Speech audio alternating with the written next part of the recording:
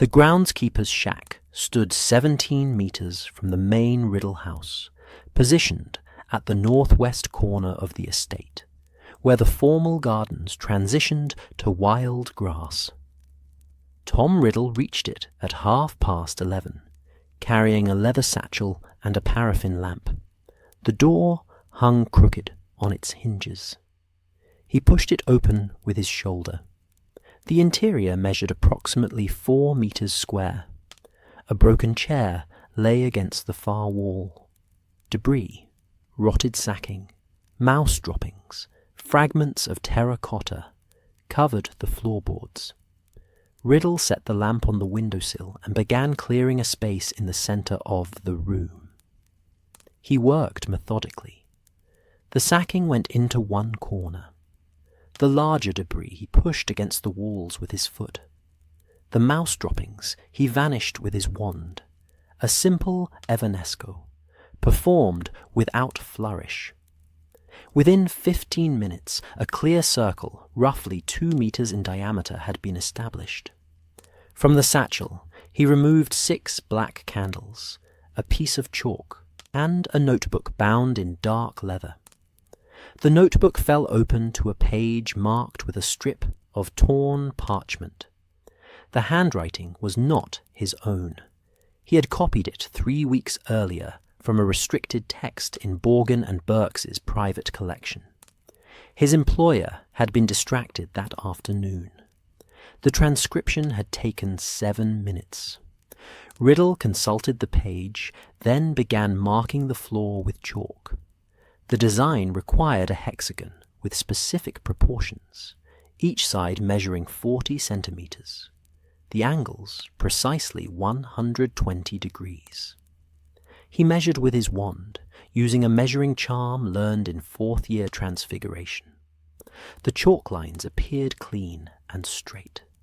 The candles were positioned at each vertex of the hexagon. He lit them with his wand, moving clockwise from the northernmost point. The flames caught immediately and burned without smoke. The notebook had specified beeswax candles dyed with iron oxide. He had purchased them from a Nocturne Alley supplier 2 weeks prior, paying in cash. Riddle checked his pocket watch. 11:48. The ritual required commencement at midnight precisely. The notebook had been explicit on this point. Lunar phase mattered less than temporal precision. The soul-splitting worked best when performed at the day's exact transition point, when one date became another, and the boundary between moments was thinnest. He removed the final item from his satchel, a diary with a black leather cover. The word diary was embossed in faint gold lettering on the front. It was standard issue for Hogwarts prefects. He had requisitioned it in his 5th year when he had first received his badge. The pages were blank. He had never written in it, preserving it specifically for this purpose. The diary had certain advantages. It was inherently personal, designed to receive thoughts and secrets. The magical binding already present in prefect-issue journals, minor charms to prevent unauthorized reading, provided a foundation upon which darker magic could be layered. Most importantly, it was traceable to Hogwarts, but not specifically to him. Dozens of prefects received identical journals each year. Riddle placed the diary at the hexagon's center. Then he withdrew a silver knife from his pocket, a potions implement he had taken from the Hogwarts stores in June. The blade was 15 centimeters long and perfectly straight. He had cleaned it earlier with distilled water and alcohol. 11:56. He opened the notebook again and read through the incantation. The language was not Latin. It predated Latin, drawing from earlier magical traditions that had influenced the development of spell work before wand-based casting had been standardized. The pronunciation was phonetic, marked clearly in the margins. He mouthed the words silently 3 times, committing the rhythm to memory. 11:59. Riddle positioned himself at the southern point of the hexagon, facing north toward the diary. His wand was in his right hand. The knife was in his left. He checked the watch once more, then set it aside. Midnight. The incantation began. His voice was level, neither raised nor whispered. Each syllable was pronounced with care. The words described separation, division, the breaking of wholeness into parts. The magic they invoked was older than the ministry's classification system, older than the distinction between light and dark that Hogwarts professors taught. The candle flames remained steady. The air in the shack did not change. There was no wind, no sudden cold, no manifestation of light or shadow. The ritual was not designed for spectacle. When the incantation concluded, Riddle raised the knife. The notebook had been specific about the location, the left forearm, midway between wrist and elbow. The cut needed to be deep enough to produce adequate blood, but controlled enough to avoid complications.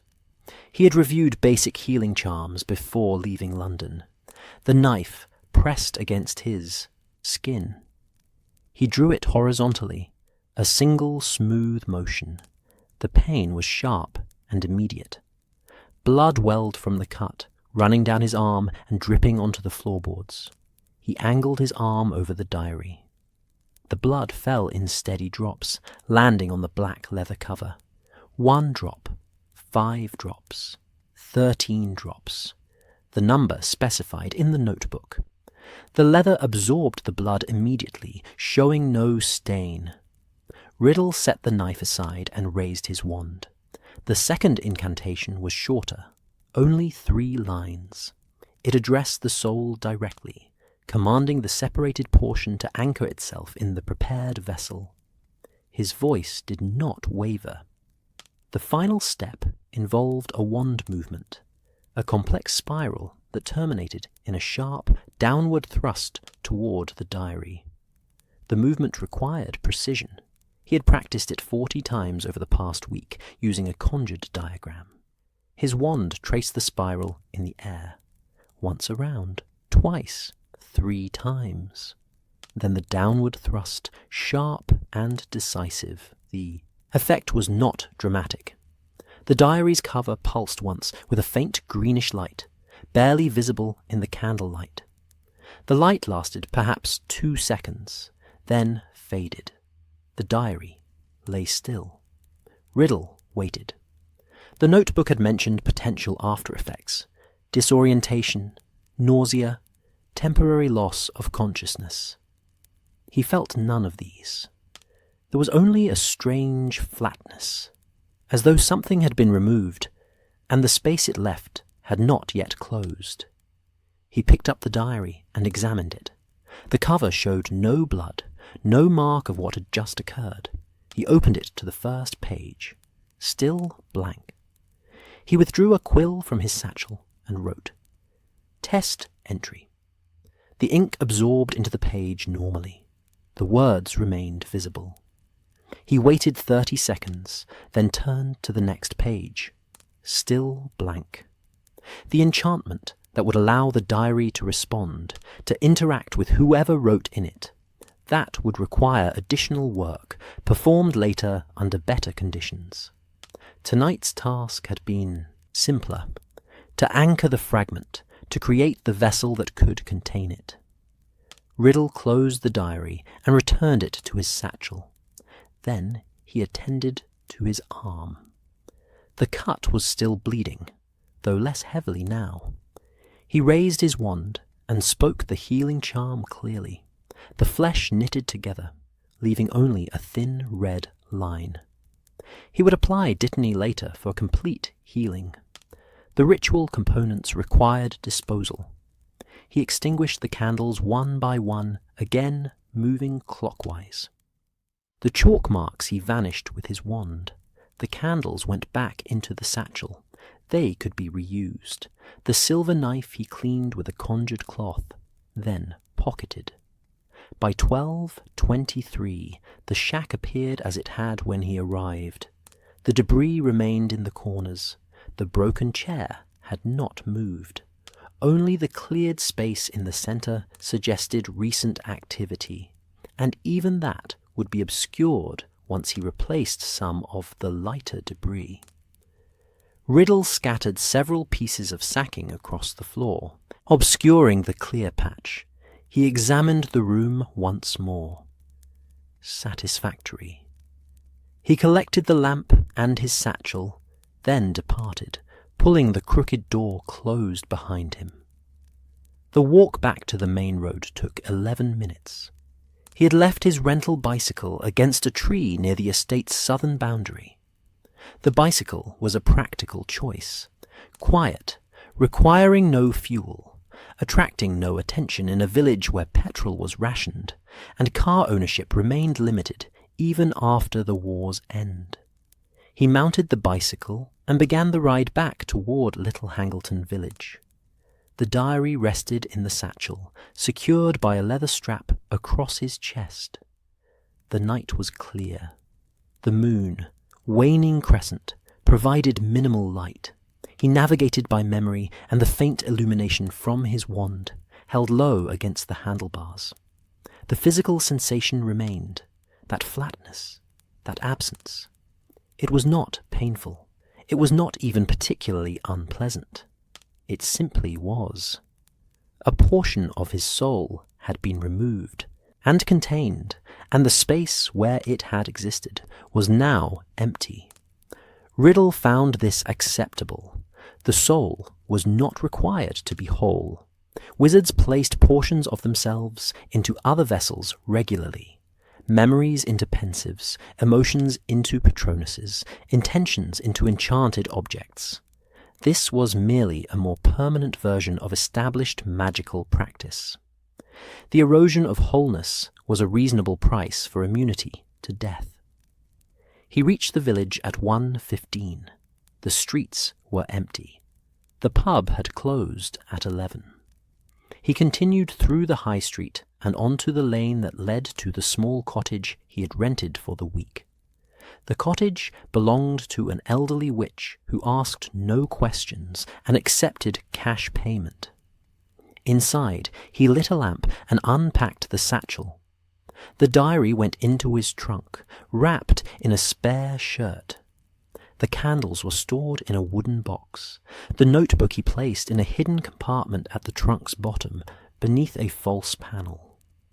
The silver knife was cleaned once more and returned to a separate case. His forearm required attention. The healing charm had closed the wound, but had not completely eliminated it. He retrieved a small bottle of dittany from his potions kit and applied 3 drops to the thin red line. The skin sealed fully, leaving only the faintest mark, a pale thread against his skin that would fade within days. Riddle sat at the cottage's small table and withdrew a separate notebook from his trunk. This one was his own, containing observations and calculations unrelated to the ritual itself. He opened it to a blank page and began to write. The entry was factual. He recorded the time of the ritual's commencement, its duration, and the absence of complications. He noted the flat sensation, describing it as diminishment without impairment. He documented the blood quantity, 13 drops, as specified, and the single pulse of greenish light that had confirmed the fragment's anchoring. Then he wrote, First Horcrux complete. Procedure viable for replication. Physical effects minimal. Emotional baseline unchanged. Cognitive function unaffected. Conclusion. Method confirmed safe for repeated application. He dated the entry, July 2nd, 1943. Then he closed the notebook and returned it to the trunk. The next steps were already planned. The gaunt shack required inspection. He had visited it twice in the past month, assessing its suitability as a second ritual site. The ring he intended to retrieve from the property would serve as the next vessel. Rings had advantages. They were portable, easily concealed, and historically associated with power and inheritance. The Peveril stone set in the gaunt ring added significance. Riddle had not yet determined whether the stone's existing magic would complicate or facilitate the ritual, but he would document the results regardless. After the ring, there would be others. He had already identified potential vessels, objects of historical importance, items connected to Hogwarts founders, artifacts that would be valued and therefore protected by those who found them. Distribution across multiple locations would ensure that even if one vessel were destroyed, the others would remain. The mathematics were straightforward. Each Horcrux represented a division of the soul. One division created 2 parts. A second division created 4 parts. He had not yet calculated the optimal number. Too few provided insufficient protection, too many might create instability. But he estimated that 6 or 7 divisions would be adequate. 7 had magical significance, and 7 was the most powerfully magical number. 7 Horcruxes would leave him with an eighth of his soul remaining in his body, enough to maintain function, insufficient to be vulnerable. Riddle extinguished the lamp and prepared for sleep. The bed was narrow, but adequate. He lay on his back, hands folded across his chest, and closed his eyes. The flatness remained, a space where something had been, now empty. He examined the sensation mentally, testing its parameters. It did not interfere with thought. It did not limit magical ability. It simply existed, a permanent modification to his existence. This was acceptable. Sleep came at 2:17. He did not dream. When he woke at 7:30, the morning was overcast. He dressed in the same clothes he had worn the previous night. Dark trousers, a white shirt, a black jacket. He packed his trunk methodically, ensuring that all materials were secure and properly concealed. The diary remained wrapped in the spare shirt, positioned in the trunk's center where it would not shift during transport. Breakfast was bread and tea, prepared on the cottage's small stove. He ate without particular appetite. The flatness had not diminished overnight, but neither had it increased. It was stable. At 9 o'clock, he carried his trunk to the village's single taxi stand. The driver, a man in his 60s with arthritic hands, loaded the trunk without comment.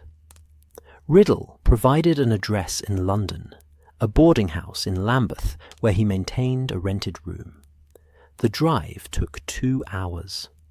He paid the driver upon arrival, adding a modest tip, and carried the trunk inside. The boarding house landlady, Mrs. Cole's sister's husband's cousin, acknowledged him with a nod, and returned to her knitting. In his room, Riddle unpacked only what was necessary for the next few days. The diary remained in the trunk. It would stay there for now, safe and hidden, while he continued his work at Borgin and Burke's and prepared for the second ritual. The gaunt shack would be visited again next week.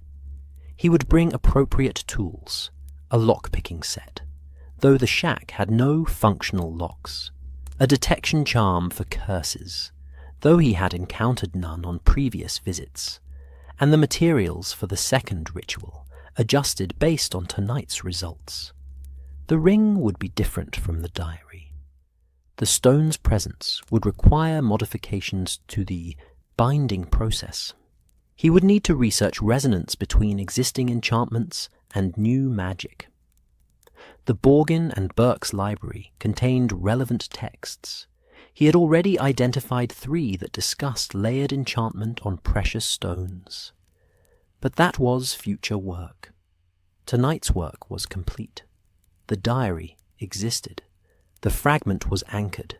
The first Horcrux had been successfully created. Riddle sat at the room's small desk and opened his personal notebook once more. He added a single line to the previous night's entry. Procedure confirmed repeatable. No complications detected upon examination 12 hours post-ritual. Proceeding to second vessel as scheduled. He closed the notebook. Outside, London continued its daily operations, deliveries, appointments, transactions. The war had ended, but rationing persisted. People queued for bread and meat and sugar. They repaired bombed buildings and mourned their dead and planned for futures they believed were guaranteed. None of them knew that last night, in a groundskeeper's shack in Little Hangleton, something fundamental had shifted. A soul had been divided. Immortality had been initiated. And the 17-year-old who had performed the ritual was already planning the next division, and the next, until death itself became impossible. Riddle returned the notebook to its hiding place. Then he prepared for his shift at Borgin and Burke's, where he would smile at customers and catalogue dark objects and continue his research, methodical and patient, toward a goal that no one else had ever achieved. The diary, in its trunk, contained a fragment of a soul, and that was only the beginning. The gaunt shack required a 20-minute walk from the point where the bus route terminated. Tom Riddle disembarked at 6:30 in the evening, carrying the same leather satchel he had used 3 weeks earlier. The bus driver did not acknowledge his departure. The vehicle continued toward the next village, engine noise fading into the summer evening. Riddle consulted a hand-drawn map, though he had memorized the route during his previous visits. The shack stood in an isolated section of woodland, accessible via an overgrown footpath that branched off the main road. The path was unmarked. Local residents avoided the area, a consequence of the gaunt's reputation and the lingering protective enchantments that discouraged casual approach. He reached the property boundary at 6:52. The protective enchantments registered as a faint pressure against his consciousness, a suggestion to turn back. He ignored it and continued forward. The enchantments were old, weakened by years of neglect following Morphin Gaunt's imprisonment. They would not prevent entry by a wizard of sufficient determination. The shack appeared at 700 meters from the road. It was smaller than the Riddle groundskeeper's cottage, approximately 3 meters by 4, constructed of rough stone with a sagging roof of rotted thatch. A single window, its glass long broken, faced south. The door hung open, the wood warped by moisture and time. Riddle approached the entrance and paused. He withdrew his wand and performed a detection charm, sweeping the doorway and immediate interior. The charm registered no active curses, no triggered hexes, no sentinel enchantments. The Gaunts had relied primarily on their reputation and the boundary protections rather than internal defences. He entered the shack. The interior was sparsely furnished, a rough table against one wall, 2 chairs with broken backs, a mattress in the corner that showed evidence of rodent habitation. Debris covered the floor, fragments of broken crockery, mouldering fabric, accumulated dirt. The smell was organic decay mixed with something metallic. Riddle set the satchel on the table and began his search. The ring's location was known to him from his previous visit to Morphin, when the old man had still been coherent enough to boast about the family's remaining treasures before Riddle had modified his memory. The ring was hidden beneath a loose floorboard near the eastern wall, marked by a nailhead that sat slightly higher than its neighbours. He crossed to the eastern wall and knelt. His fingers found the protruding nail and pried at the board. It lifted easily, revealing a shallow cavity beneath. Inside the cavity lay a small wooden box, its surface carved with serpentine patterns. Riddle removed the box and opened it. The ring rested on a bed of decayed velvet. The gold band showed tarnish but remained intact. The stone, black, roughly triangular, set in a raised bezel, caught the fading evening light. The resurrection stone. The second hallow. He had recognized it during his previous visit, matching its description to texts he had read in Borgin and Burke's collection. The stone's true function, its ability to recall shades of the dead, held no interest for him. He sought immortality, not conversation with those who had failed to achieve it. But the stone's existing magic made it suitable for his purpose. An object already enchanted provided a foundation for darker work. Riddle lifted the ring from the box and examined it closely. The gold band bore an engraved crest, the Peveril coat of arms, worn nearly smooth by generations of handling. The stone itself showed no obvious flaws. He held it up to the window's broken frame, observing how light passed through the black material. Not opaque, translucent. The stone contained depth. He set the ring on the table and consulted his pocket watch. 7:17. The ritual required commencement at midnight, identical to the diary's creation. He had 9 hours to prepare the space and review his notes. From the satchel, he removed the components. 6 black candles, chalk, the notebook containing the ritual instructions, and a second notebook, his personal record, updated following the diary's successful creation. The silver knife remained in his pocket, cleaned, and would compromise the anchoring process. The candles were positioned at each vertex. He lit them at 8:43, though the ritual wouldn't commence for more than 3 hours. The early lighting served a practical purpose. It allowed him to verify that each candle burned steadily and would last through the ritual's completion. The beeswax candles, dyed with iron oxide, had cost slightly more than those used previously. He had purchased them from the same Nocturne Alley supplier, who had not commented on the repeat order. With the physical preparation complete, Riddle turned to his notes. He sat at the cleared table, the personal notebook open before him, and began reviewing his observations from the diary ritual. The first entry, dated July 2nd, documented the procedure's success and the subsequent sensation of diminishment. The second entry, written 5 days later, noted the sensation's persistence at unchanged intensity. The third entry, from July 15th, recorded his first test of the diary's functionality. He had written a question into its pages and received no response, confirming that the fragment was anchored but not yet interactive. The interactive enchantments would be added later, in controlled conditions. Today's entry, not yet written, would document the second soul division and compare its effects to the first. Riddle had prepared a list of observations to make. The intensity of the diminishment sensation, any variation in the ritual's execution, any physical changes that might occur. The notebook's methodology was scientific.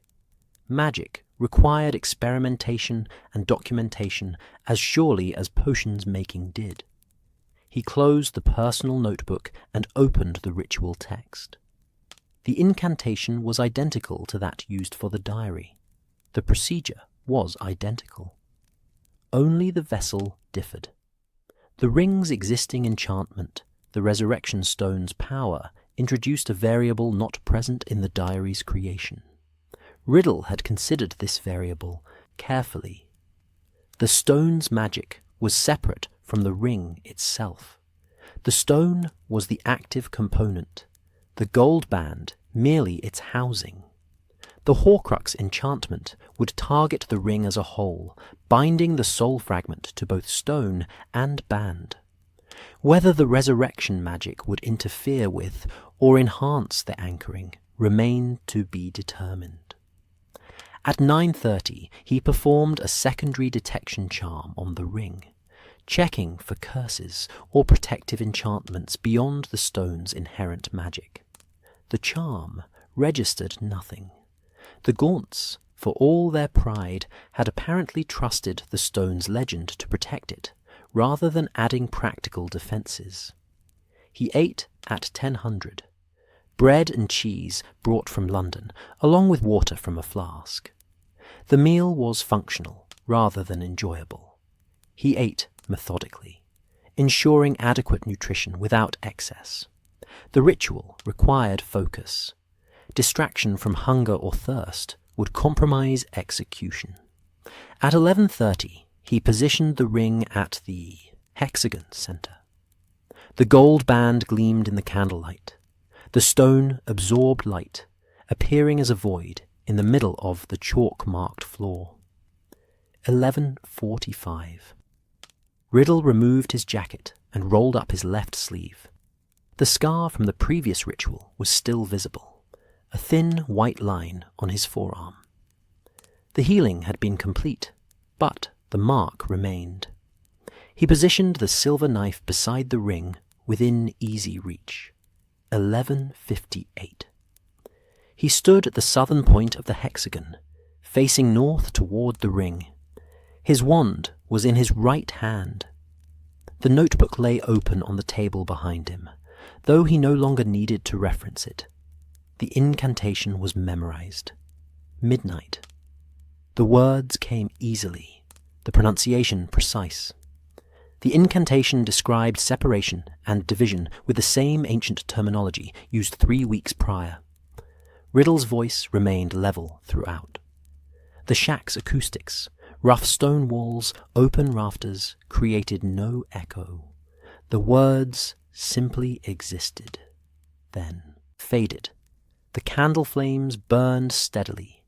The air remained still. The ring lay motionless at the hexagon's centre. When the incantation concluded, Riddle retrieved the silver knife.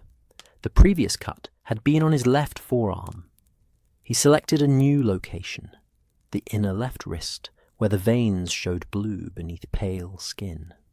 The cut needed to be positioned precisely, deep enough for adequate blood flow, placed to avoid major vessels. The knife pressed against his wrist. He drew it horizontally, 2 centimeters in length. Pain registered, sharper than the forearm cut, the wrist being more densely innervated. Blood welled immediately, running down his palm and between his fingers.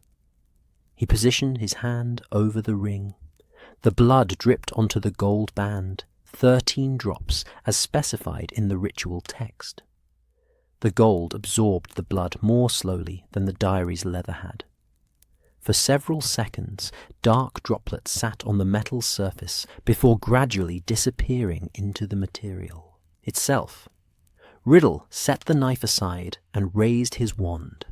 The second incantation addressed the soul fragment directly, commanding its separation and anchoring. His pronunciation was exact. The words carried intention. This portion of soul would embed itself in the ring, binding permanently to gold and stone.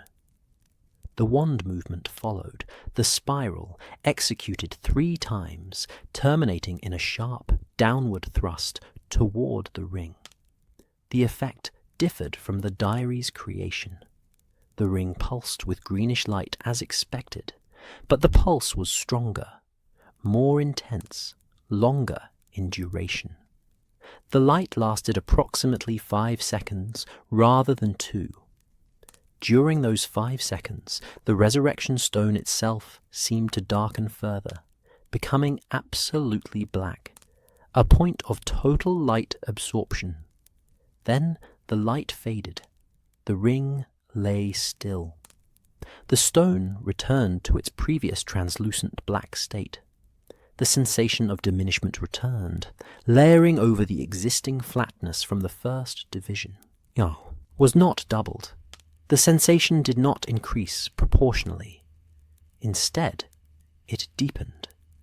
The empty space where wholeness had existed became more pronounced, more defined in its absence. Riddle waited, observing himself for additional effects.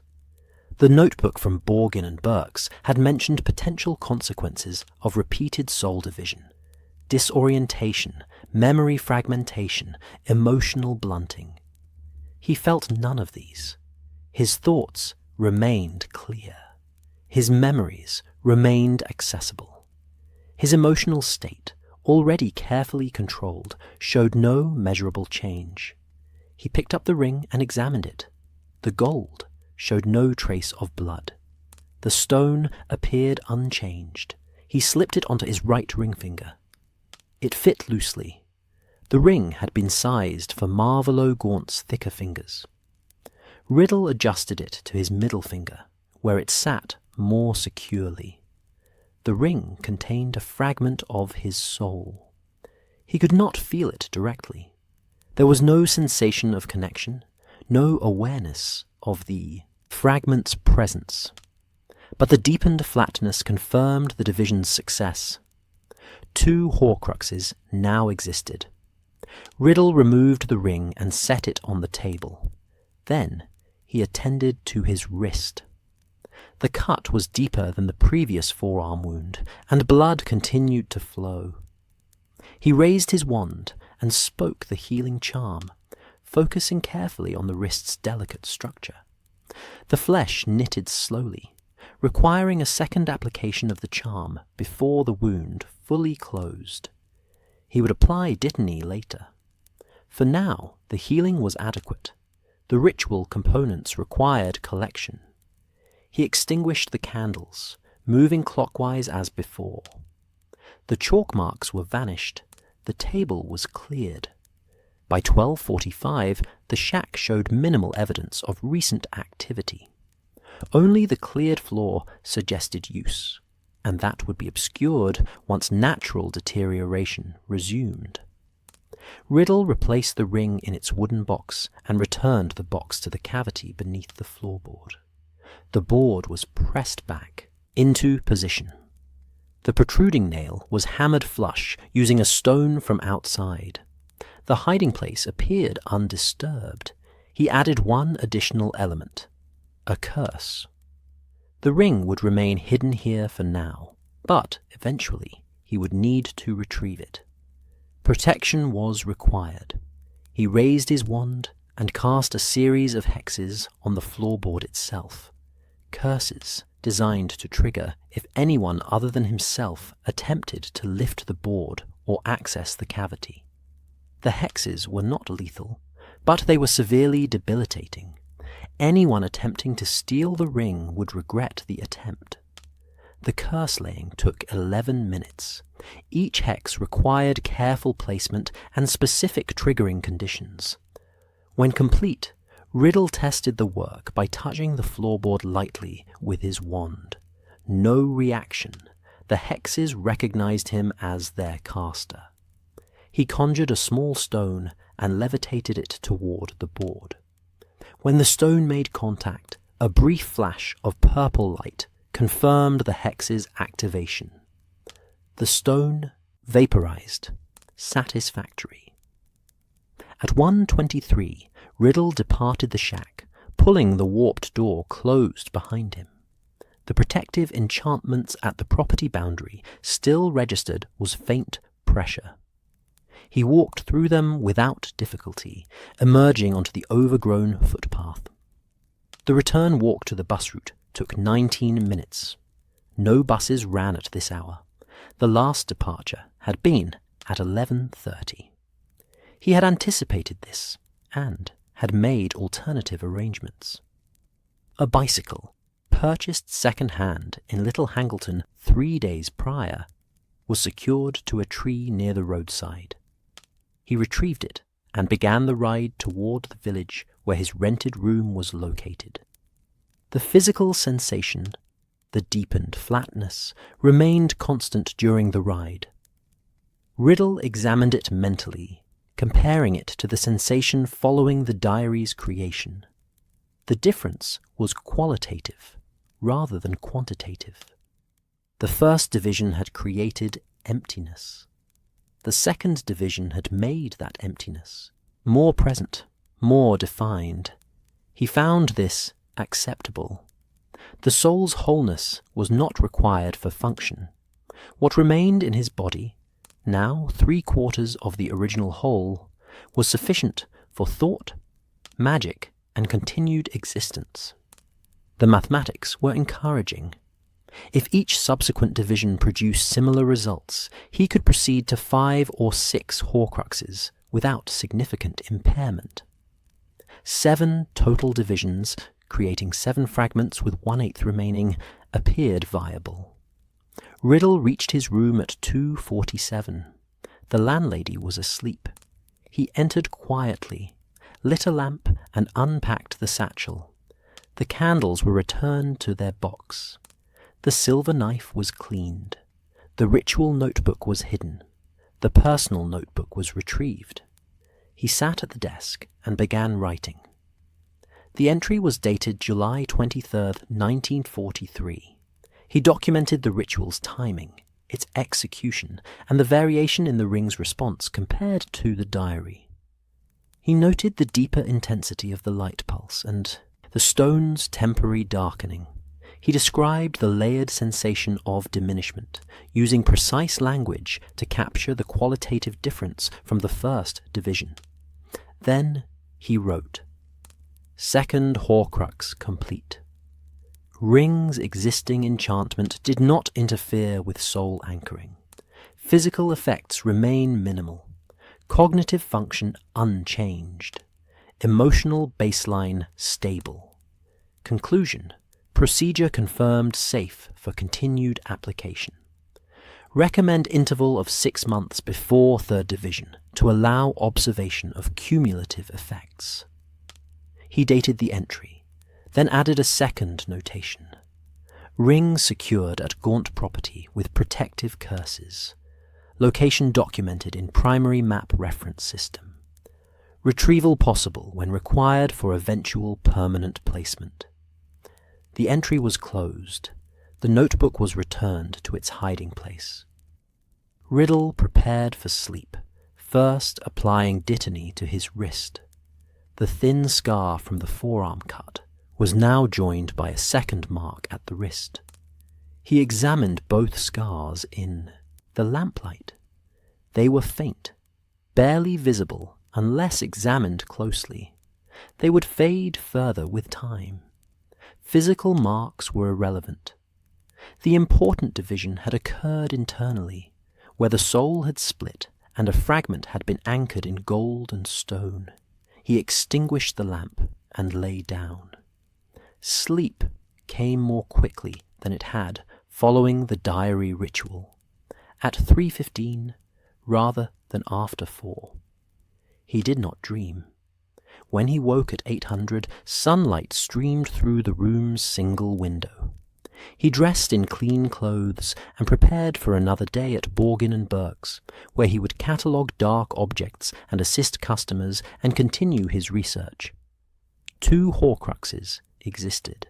5 more were planned. The ring would remain hidden in the Gaunt shack for now, protected by curses and obscurity. Eventually, it would be moved to a more permanent location, a place of significance, well protected, where it could remain undisturbed for decades or centuries. But that was future planning. Today's work was complete. The soul had been divided again. Immortality was progressing according to schedule. Riddle collected his things and departed for Borgin and Berks, methodical and patient, working toward a goal that required years of careful preparation. The ring, in its hidden cavity, contained a fragment of a soul. And there would be more. The Albanian village occupied a narrow valley between two forested ridges. Tom Riddle arrived by local bus on the afternoon of September 14th, 1946, carrying a trunk and the same leather satchel that had accompanied him to Little Hangleton. The bus departed immediately after his disembarkation, leaving him on an unpaved road that served as the village's main thoroughfare. He had travelled for 3 days to reach this location. Train from London to Dover, ferry to Calais, train through France and into Italy. Then a series of increasingly rural bus routes through Yugoslavia and finally into Albania. The journey had been documented in his personal notebook. Routes, costs, border crossing procedures. The documentation would facilitate future travel if required. The village consisted of approximately 40 structures. Wooden houses with thatched roofs, a general store, a church with Orthodox iconography visible through open doors. No hotel existed. Riddle had arranged accommodation through correspondence with a local family who occasionally rented a room to travellers. The family's house stood at the village's eastern edge, identifiable by a blue-painted door. He knocked at 4:37. A woman in her 50s answered, speaking Albanian. Riddle responded in the same language. He had spent 6 weeks learning it, using texts from Borgin and Berks's collection, and practice with an Albanian merchant who frequented Nocturne Alley. His pronunciation was functional rather than fluent, but adequate for basic communication. The woman showed him to a small room on the upper floor. The room contained a narrow bed, a wooden chair, and a table. A single window overlooked the village centre. He paid for 2 weeks' accommodation in advance, using Albanian currency acquired through Gringotts's international exchange service. Once alone, Riddle unpacked only essential items. The trunk contained clothes, books, potion ingredients, and, wrapped in layers of protective cloth, Slytherin's locket. He had acquired the locket 7 weeks earlier through a transaction that had required precise planning and execution. Hepzibah Smith had died on August 3rd. The death had been ruled accidental. House elf magic gone awry. A tragic mistake with poisoned cocoa. The ministry's investigation had been perfunctory. House elves were unstable. Everyone knew. The elf, Hoki, had confessed immediately. Her memory conveniently modified to include details that did not precisely match the physical evidence, but were close enough to satisfy investigators with limited interest in thorough examination. Riddle had visited Hepzibah 2 days before her death, his final visit, in a series that had begun 3 months prior. He had admired her collection, expressed particular interest in the locket and the cup, and carefully modified her memory to remove all record of his visits. When she died, the house had been in disarray. Her nephew Burke had been called to catalogue the collection for estate purposes. Several items had been mislaid during the confusion. The locket and cup had simply vanished. Burke suspected Riddle, naturally. But Burke had no evidence, and Burke's suspicions meant little compared to Burke's desire to avoid attention from the ministry. The items were gone. The estate was settled. Burke had filed no report. Riddle had left Britain 1 week later, ostensibly to travel Europe and study international magical practices before deciding on a career path. His departure had occasioned no comment from his employer. Young wizards often travelled after Hogwarts. It was expected, even encouraged. The locket now rested in his trunk, wrapped and warded. He would create the Horcrux tonight, if the location proved suitable. He had spent the previous week travelling through Albania, searching for a site that met specific criteria: isolation, magical saturation, geographic significance. The forest north of this village contained what he sought. He had scouted it 2 days prior, hiking 8 kilometers through dense woodland to reach a clearing where a previous magical structure had once stood. The structure itself was long destroyed. Only foundation stones remained. But the ambient magic persisted. Something powerful had occurred there centuries ago. The clearing retained that resonance. At 600, Riddle departed the rented room, carrying the satchel and leaving the trunk secured with basic locking charms. The landlady was preparing dinner in the kitchen. He informed her in careful Albanian that he would be walking in the forest and would return late. She nodded without interest. The walk to the forest took 35 minutes. The unpaved road transitioned to a footpath, which narrowed further as it entered the tree line. Riddle navigated using a compass and the mental map he had constructed during his previous scouting trip.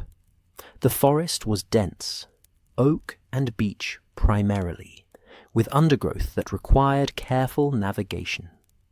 He reached the clearing at 7:43. The space measured approximately 15 meters in diameter, roughly circular, surrounded by trees that appeared older than those in the surrounding forest. The foundation stones, weathered limestone covered in moss, formed a partial rectangle on the clearing's northern edge. The ground was level, covered in grass and small wildflowers. Riddle set the satchel on one of the foundation stones and began examining the clearing more carefully. He performed a detection charm, sweeping the area for residual magic. The charm registered significant ambient energy, not active spells, but the lingering impression of powerful magic performed repeatedly over extended time. Whatever had stood here had been used for ritual purposes, extensively and regularly. This was suitable. The ambient magic would not interfere with his ritual. The Horcrux creation was self-contained, requiring only the components he brought with him. But the location's magical saturation made it appropriate for housing a fragment of soul. Power recognized power. The locket would rest well in a place where magic had been strong. Satisfied with the location, Riddle returned to the village. He arrived at 9:15, ate a small meal provided by the landlady, as bread, cheese, pickled vegetables, and retired to his room. The ritual would occur at midnight. He had 2.5 hours to prepare. From the trunk, he removed the locket. It was a heavy golden object, oval-shaped, suspended on a thick chain. The face bore an ornate S rendered in small emeralds, the Slytherin family crest. He opened the locket. Interior was empty, designed to hold a small portrait or photograph. It would hold something far more significant. The other components were assembled: 6 black candles, chalk, the ritual notebook, the silver knife. The personal notebook was also removed. Tonight's entry would be written immediately after the ritual, while observations were fresh. At 10:45, he departed the house again, moving quietly to avoid disturbing the family. The walk to the clearing took slightly longer at night, 42 minutes, navigating by wandlight. The forest was not silent. Small animals moved through undergrowth. An owl called from high branches.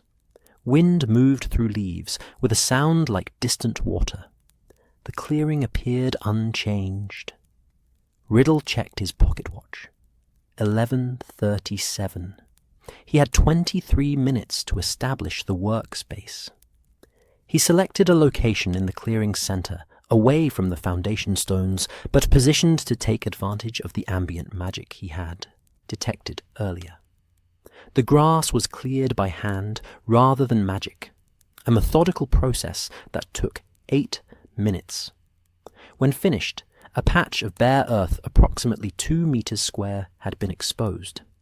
The hexagon was marked in chalk on the earth itself.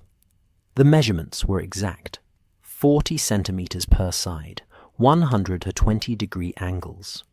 The chalk showed white against dark soil. The candles were positioned at each vertex and lit at 11:54. The locket was placed at the hexagon's center. The gold caught the candlelight, gleaming.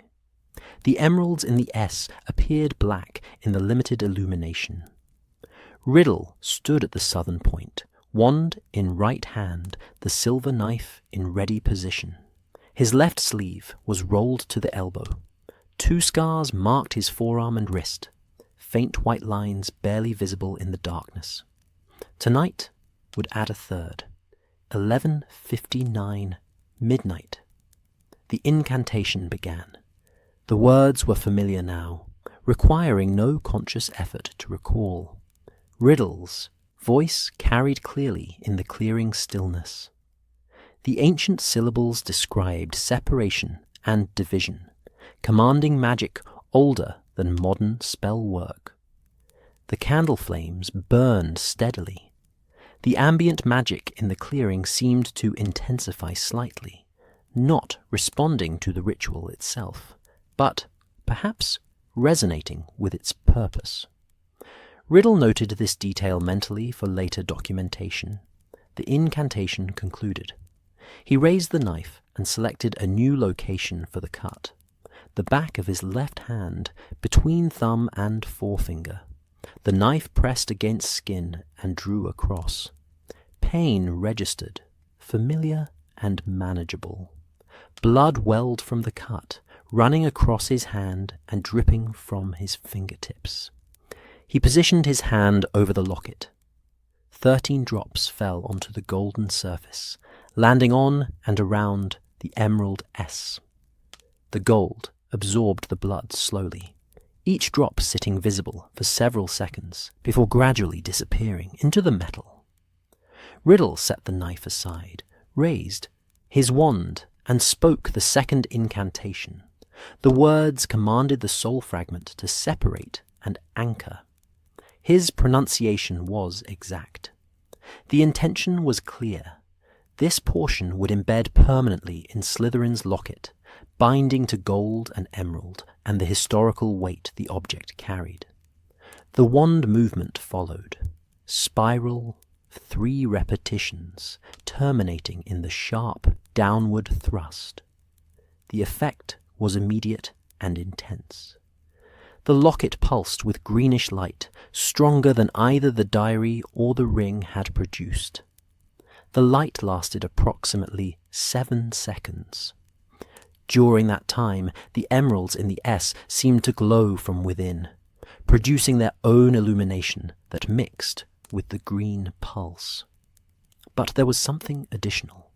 The ambient magic in the clearing reacted. For perhaps 2 seconds, the air itself seemed to shimmer, a visible distortion, like heat rising from summer pavement. Then the shimmer faded, the light from the locket extinguished.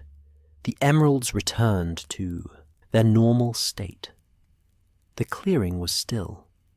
The sensation of diminishment returned, layering over the existing emptiness from the previous 2 divisions. It was deeper now, more substantial. Riddle examined it mentally. The space where wholeness had existed was now significantly more pronounced. 3/4 of his soul had been removed and anchored in external vessels. 1/4 remained in his body. He waited, observing for additional effects. His thoughts remained clear. His magical ability was unimpaired. He tested this by conjuring a small flame on his palm, which appeared instantly and responded to his control. His memories were intact. His emotional state showed no variation from baseline. The physical changes were minimal, but present. He had noted over the past 3 years that his appearance was subtly altering. His skin was paler than it had been at Hogwarts. His features seemed sharper, more defined, or perhaps less rounded, as though flesh was gradually thinning against bone. His eyes, when examined in the mirrors, appeared slightly lighter in colour. These changes were gradual enough to avoid attracting comment, but measurable when compared to photographs from his school years. Riddle picked up the locket and examined it.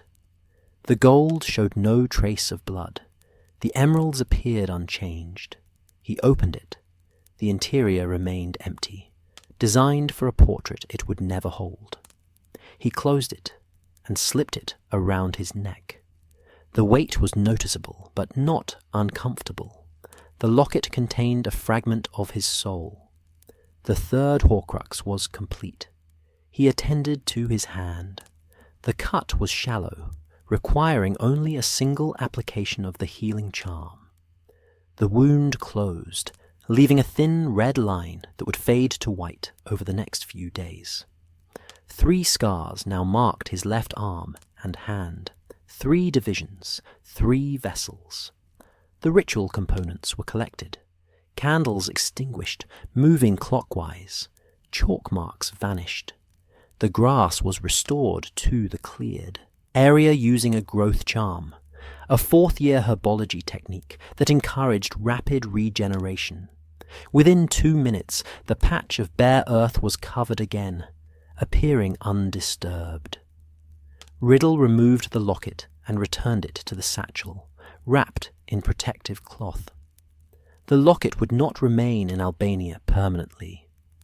This location was suitable for the ritual due to its ambient magic, but for long-term storage, he required greater security. He had already identified a potential location, the cave system he had explored during his Hogwarts years, the cave where he had taken 2 orphans on what they believed was an exciting adventure. The cave had advantages. It was isolated, accessible only to those capable of flying or swimming through treacherous waters. It contained natural magical properties, the basin in the inner chamber, the inferi possibilities. He would need to return to Britain and prepare the location properly, but the cave represented an ideal storage site for at least 1 Horcrux. The walk back to the village took 39 minutes. He arrived at 1:47. The house was dark and silent. He entered through the front door, left unlocked, as was local custom in this isolated region, and climbed to his room. Inside, he lit a lamp and retrieved his personal notebook. The entry was dated September 15th, 1946. It was now past midnight.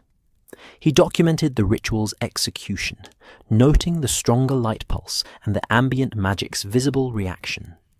He described the deepened sensation of diminishment, using language precise enough to allow future comparison. Then he wrote, "Third Horcrux complete." Location's ambient magic appeared to resonate with ritual, suggesting enhanced stability of soul fragment anchoring. Physical effects continue gradual progression, appearance showing measurable change from a baseline established at age 17. Cognitive and magical function remain unimpaired.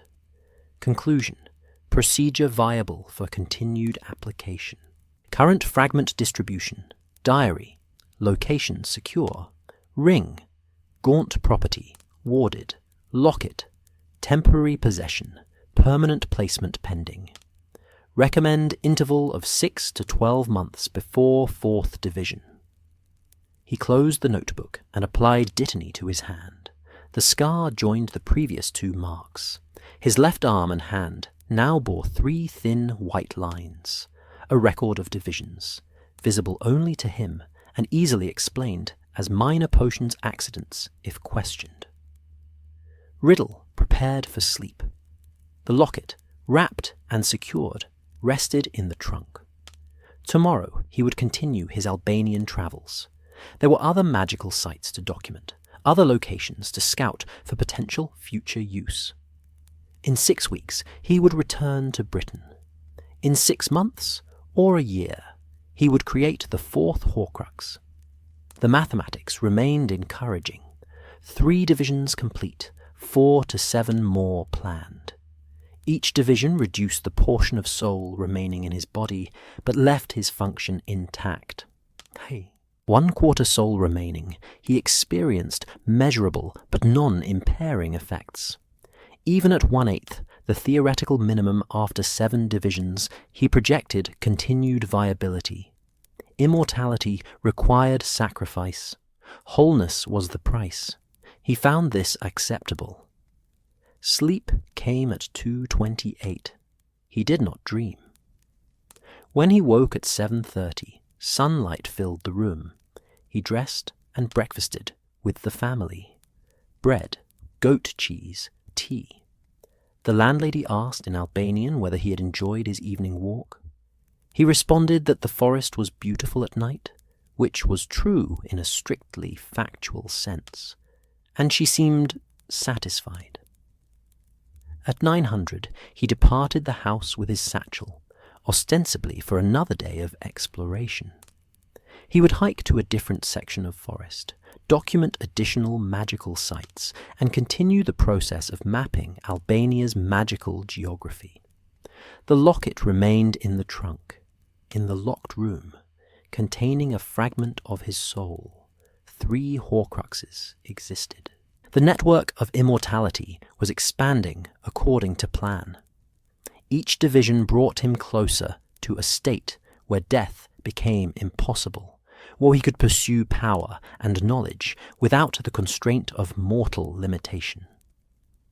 Riddle walked into the forest, methodical and patient, working toward goals that required years or decades to achieve, but would last for centuries. The clearing behind him showed no evidence of the previous night's work. The grass grew. The foundation stones remained. The ambient magic persisted, unchanged and indifferent, as it had for hundreds of years and would for hundreds more. And in a trunk in a village house, gold and emerald held something that should never have been divided. The warehouse stood in the deepest section of Nocturne Alley, 3 buildings removed from the main thoroughfare. Tom Riddle reached it at 11:15 on the night of March 22nd, 1947. The location had been secured through a contact at Borgin and Burke's, a property owner who asked no questions and accepted payment in objects rather than currency. Riddle had traded a cursed necklace from the shop's inventory, its absence attributed to inventory discrepancy. The warehouse measured approximately 20 meters by 15. Empty crates lined the walls. The floor was concrete, stained with substances that might have been potions ingredients, or blood, or both. A single window, high on the eastern wall, admitted minimal moonlight. Riddle had inspected the property twice over the previous week, confirming its suitability and its isolation from neighboring buildings. He carried the leather satchel and a larger canvas bag containing Hufflepuff's cup. The cup had been stored in his rented rooms since its acquisition from Hepzibah Smith's collection, wrapped and warded alongside the locket. Tonight would be its transformation. Tomorrow it would be moved to secure storage, while he arranged its permanent placement. Riddle set both bags on a relatively clean section of floor and began preparing the space. The warehouse required less clearing than previous locations. The concrete provided an adequate work surface without debris removal. He performed detection charms, sweeping for observation spells, or monitoring enchantments. The warehouse registered clean.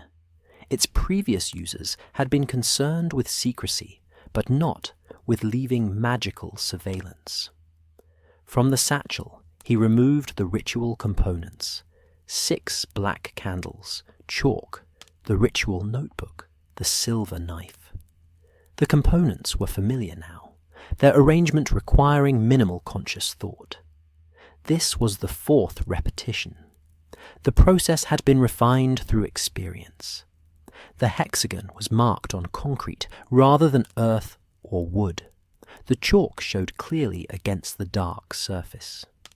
40 centimeters per side, 120-degree angles. Measurements confirmed with his wand. Precision remained essential, regardless of repetition count. Candles positioned at each vertex, lit at 11, 41. The flames cast moving shadows across warehouse walls, creating the illusion of movement where none existed. Riddle retrieved the cup from the canvas bag. It was a small, golden object, perhaps 10 centimeters tall, with 2 handles shaped like badges. The cup's surface was etched with intricate patterns, Hufflepuff's mark, detailing that suggested extraordinary craftsmanship. He had examined it extensively over the past 7 months, documenting its dimensions and magical properties in his personal notebook. The cup possessed minor enchantments, preservation charms that prevented tarnish, a featherlight charm that reduced its weight, a subtle warming enchantment that kept liquids at optimal drinking temperature. These were standard features for a founder's artifact. They would not interfere with the Horcrux creation. The soul magic operated on a different level than such practical enchantments. He placed the cup at the hexagon's center. The gold gleamed in candlelight. The badger handles seemed to watch, though this was merely the shadow's effect. Riddle checked his pocket watch. 11:56. 4 minutes until midnight. He used the time to review his physical state. 3 previous divisions had produced measurable changes. His skin was noticeably paler than it had been at 18. Not dramatically, but enough that he occasionally drew comments about spending too much time indoors. His features continued sharpening. His hair, black since childhood, seemed darker now, absorbing light rather than reflecting it. His eyes, examined in mirrors, appeared slightly larger, the pupils more reactive to light changes. These alterations were gradual. No single day showed obvious change. But photographs from his Hogwarts years, compared to his current appearance, revealed clear progression.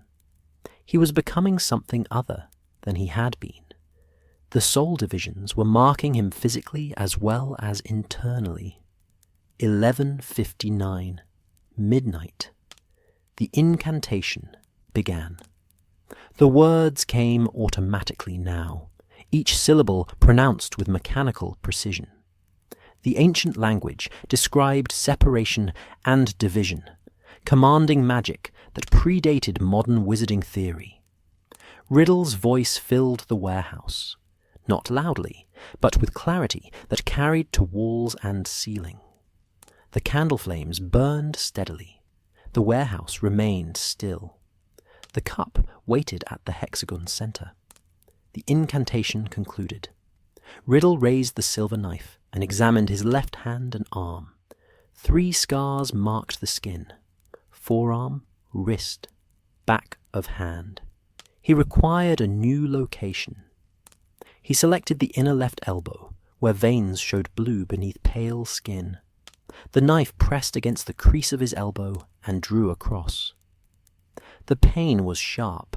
The elbow area was particularly sensitive. Blood welled immediately, flowing more freely than from previous cuts. He had nicked a vein, though not deeply enough to create concern. He positioned his arm over the cup, angling it to ensure proper blood flow. 13 drops fell onto the golden surface, landing on the cup's body and handles. The gold absorbed the blood, though more slowly than the locket had. Each drop sat visible for 5 or 6 seconds before gradually disappearing into the metal. Riddle set the knife aside and applied pressure to his elbow with his right hand, slowing the blood flow.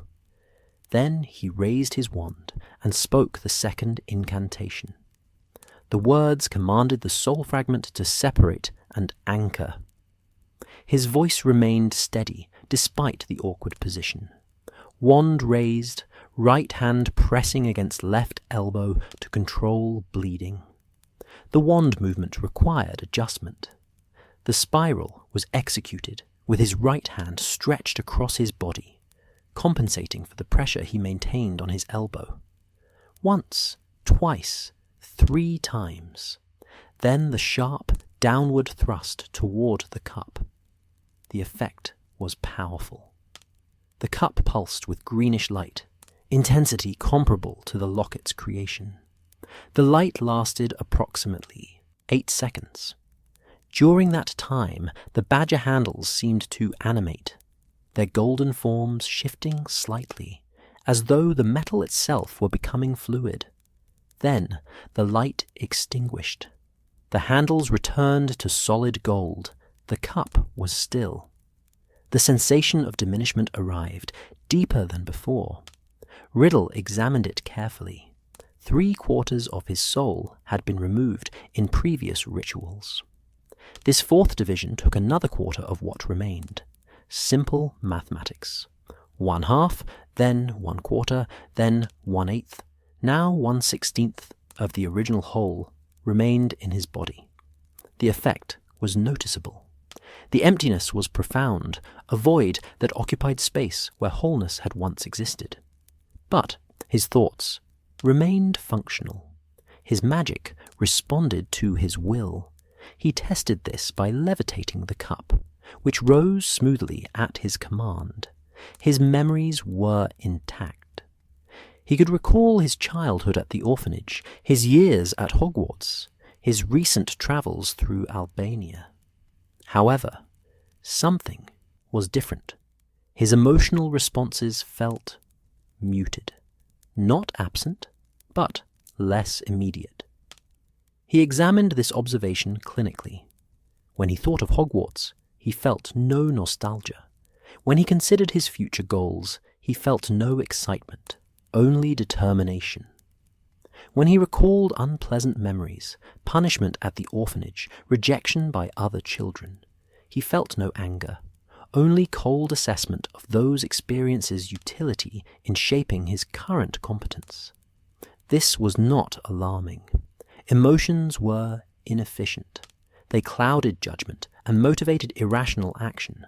Their reduction represented refinement rather than loss. Riddle released the pressure on his elbow and examined the cut. Blood flow had slowed, but not stopped. He raised his wand and spoke the healing charm, focusing carefully on the elbow's complex structure. The flesh knitted slowly, requiring 3 applications before the wound fully closed. The elbow's blood vessels were more numerous than those in previous cut locations, complicating the healing process. He applied Dittany from a flask in his satchel. The scar formed immediately. The 4th white line on his left arm, this one positioned at the elbow's inner crease. The ritual components required collection. Candles extinguished, clockwise progression. Chalk marks vanished from concrete. The cup was examined closely. No blood remained visible, no evidence of the transformation it had undergone.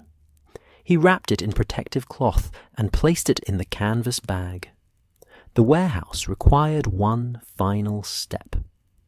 Riddle raised his wand and systematically vanished every trace of his presence. The chalk dust that remained despite the vanishing charm. The wax drippings from candles. the microscopic blood spatter that might have occurred when he made the elbow cut, the magical signature of his spells. This required a more complex charm, one he had learned specifically for this purpose. When complete, the warehouse showed no evidence of recent use. Then he set it on fire. The incendio charm was cast on the eastern wall, where old crates provided ample fuel. The fire caught immediately, spreading rapidly across dry wood and accumulated debris. Riddle departed through the warehouse's single door, closing it behind him. The door was not locked. Locked doors attracted attention during fires. Unlocked doors suggested accident. He walked quickly through Nocturne Alley's deepest section, emerging onto the main thoroughfare at 11:59. Behind him, smoke was beginning to rise from the warehouse's high window. Ahead, Nocturne Alley continued its late-night commerce. Shops still open, customers browsing, transactions occurring in shadowed doorways. No one noticed another young man walking toward Diagon Alley proper, carrying 2 bags and moving with purpose, but not haste. Riddle reached his rented rooms in Whitechapel at 12:34. The building housed 7 residents, none of whom paid particular attention to their neighbors' comings and goings. He climbed to the 3rd floor and entered his room, securing the door with locking and silencing charms. The cup was removed from the canvas bag and examined once more in lamplight. It appeared unchanged, golden, ornate, valuable. Only he knew that it now contained a fragment of soul, that it had been transformed from historical artifact into vessel of immortality. Storage presented complications. The cup was bulky and distinctive. Unlike the diary, which could be hidden among other books, or the ring, which occupied minimal space, the cup required careful concealment. He could not simply carry it with him. Long-term storage was necessary. Riddle had already identified a solution: Gringotts. The Lestrange family maintained a vault there. He had learned this through careful conversation with Caractacus Burke, who provided estate services for several old families. The Lestranges were traditional, wealthy, and increasingly interested in the dark magic theories that Riddle occasionally discussed with select contacts. They would, in time, become useful allies. But approaching them directly was premature. He was 20 years old, barely established in the magical world beyond his work at Borgin and Burke's. The Lestranges would not take him seriously for several more years, not until he had built sufficient reputation and demonstrated power worth following. Temporary storage was required. Gringotts offered vault rental services for individuals. Riddle had already established an account there, using a false name and providing documentation that suggested inheritance from a deceased relative. The goblins asked few questions when proper fees were paid.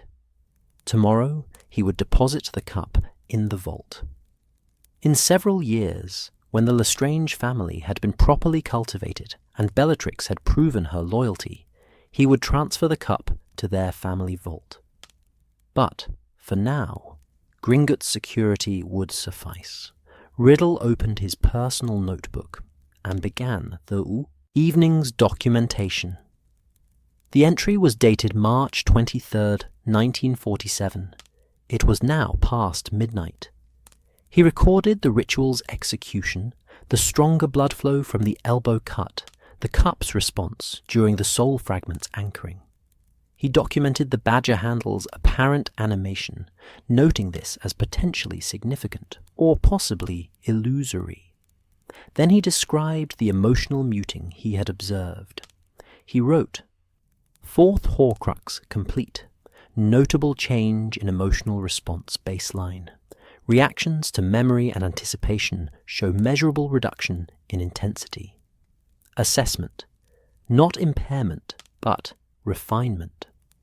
Emotions are chemical responses that served evolutionary purpose in primitive humans. Reduced emotional reactivity enhances logical processing and strategic planning. This development is acceptable and potentially beneficial. He continued, physical changes continue progression. Skin tone, facial structure, eye appearance, all showing gradual alteration from 18-year-old baseline. Changes remain within range that could be attributed to natural aging or lifestyle factors. No intervention required currently.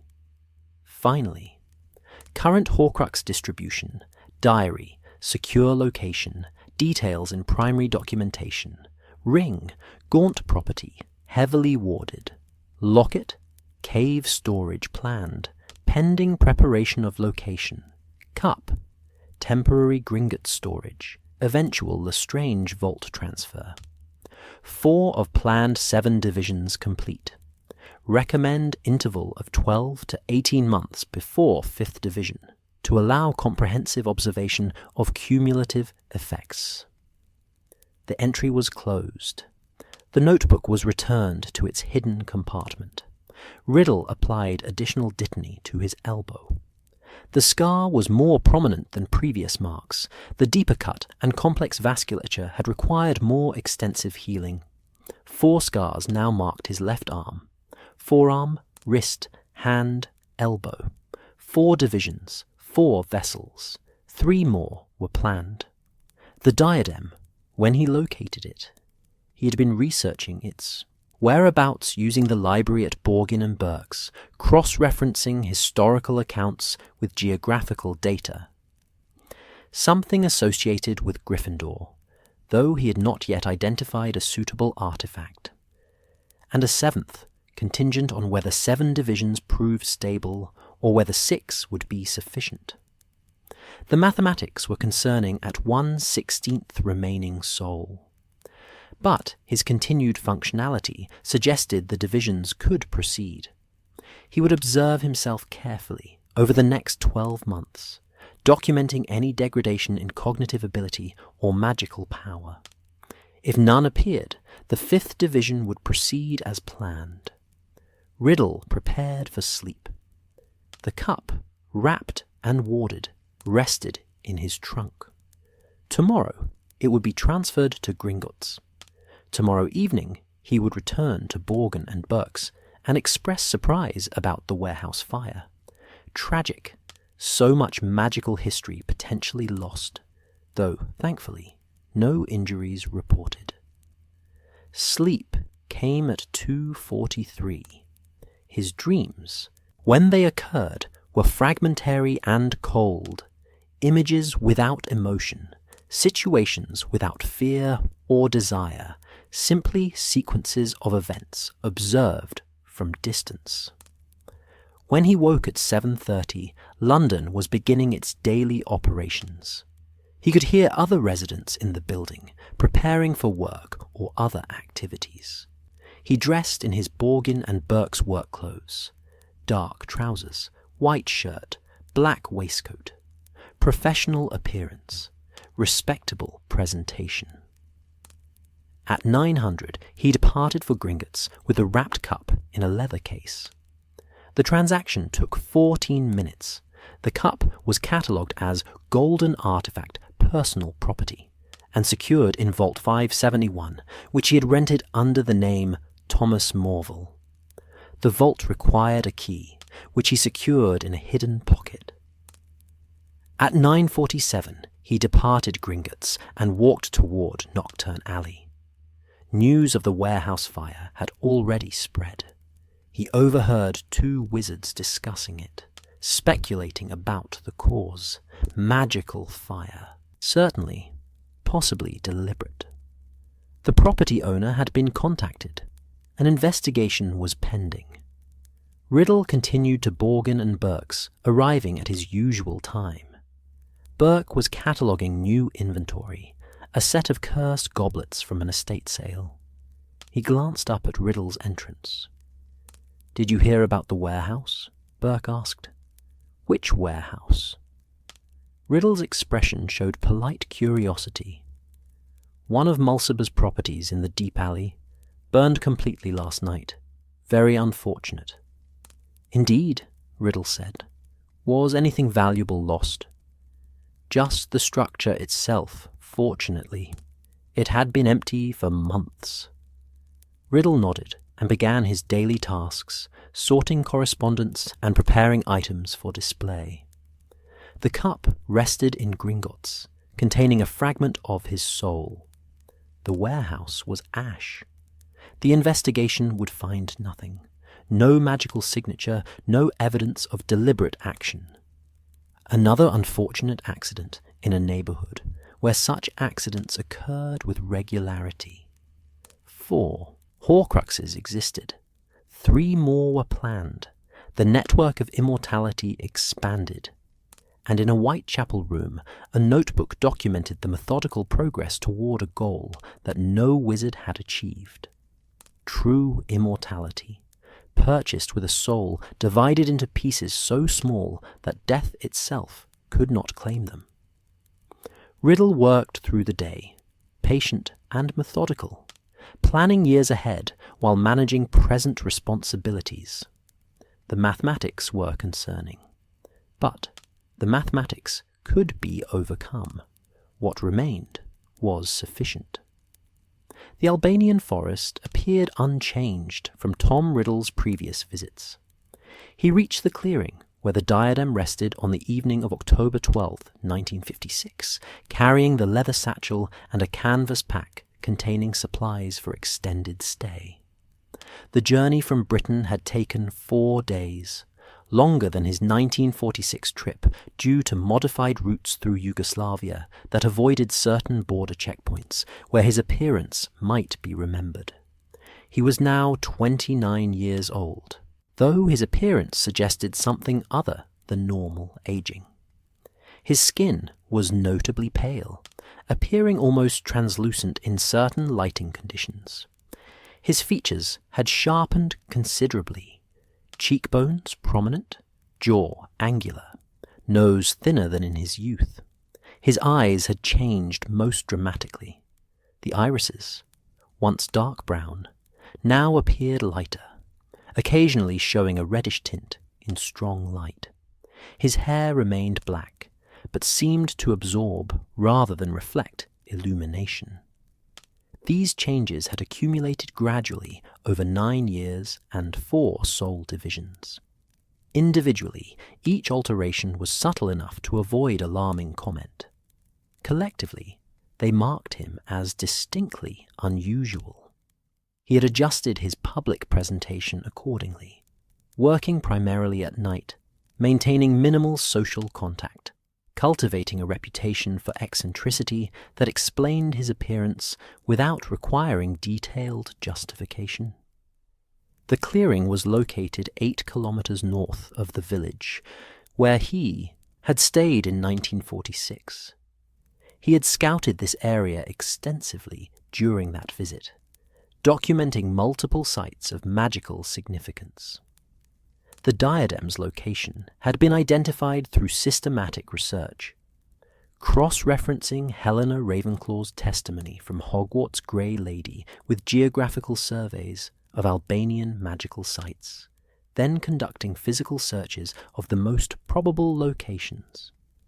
The diadem rested in a hollow beneath an ancient oak, covered by centuries of leaf litter and soil.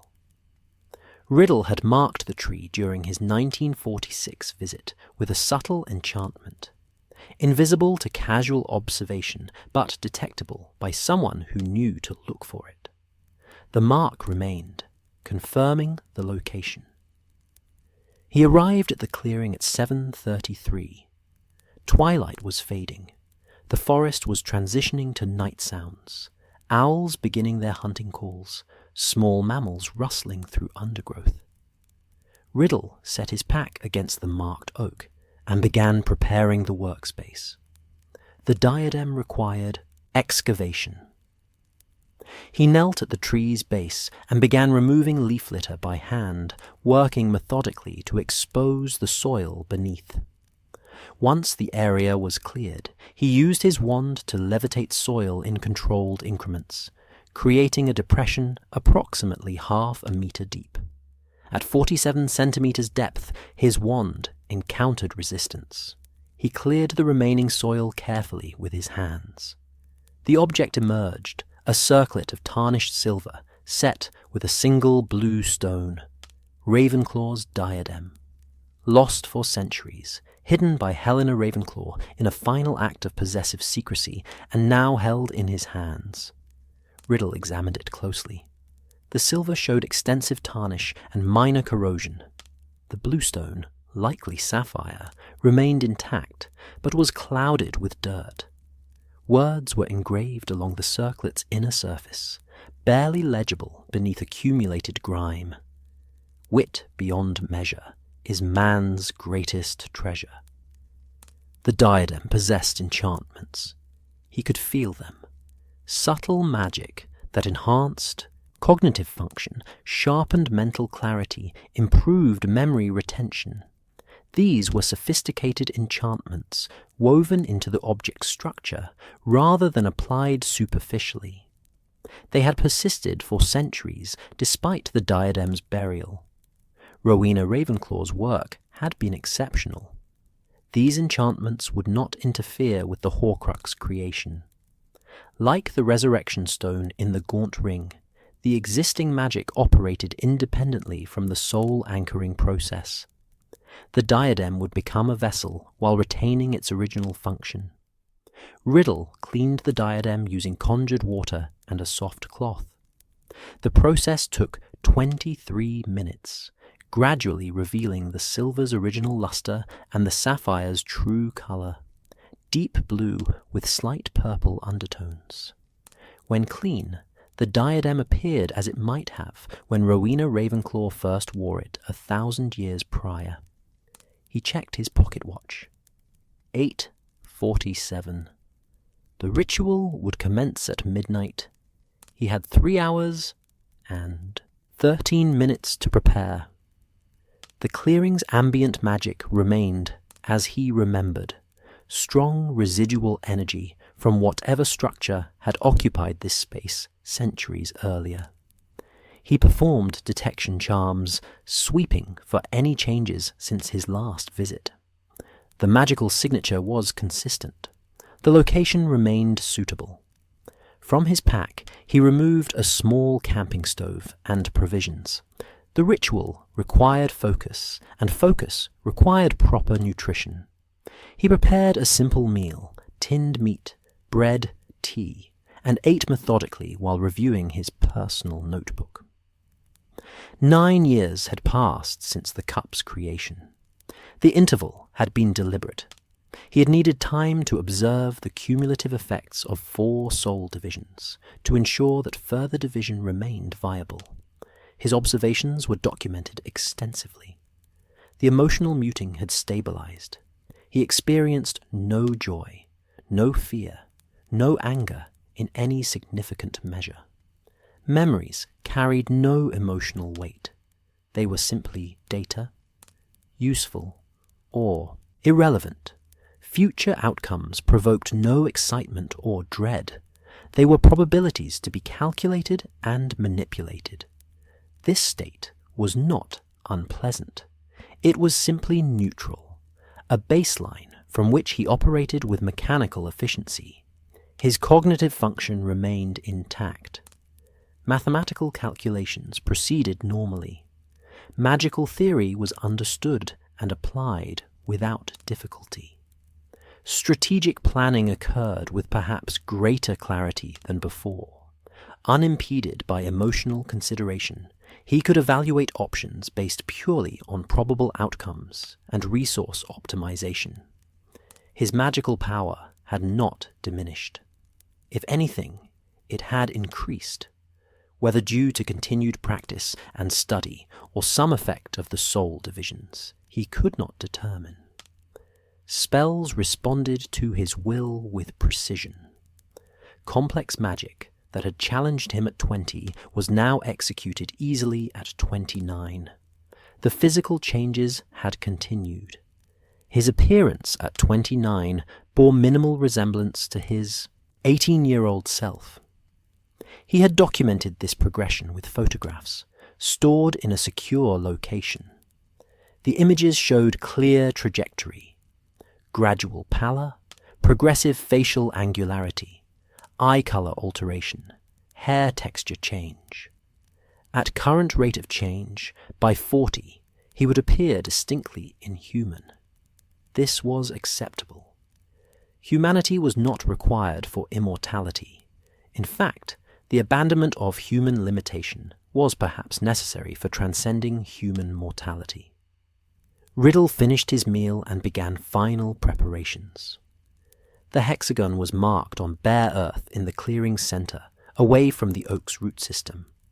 40 centimeters per side, 120-degree angles.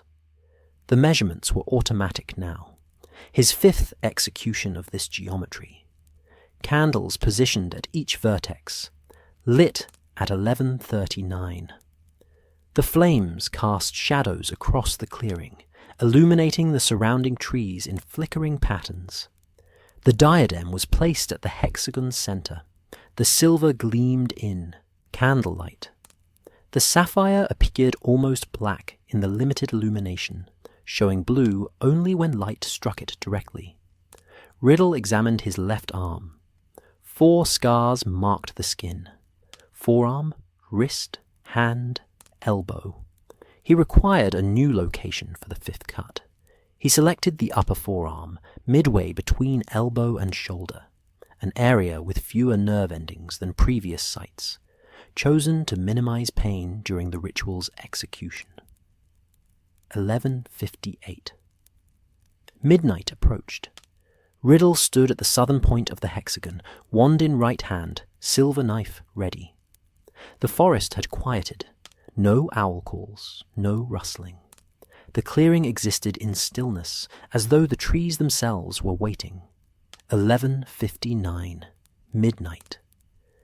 The incantation began. The words were completely automatic now, requiring no conscious thought.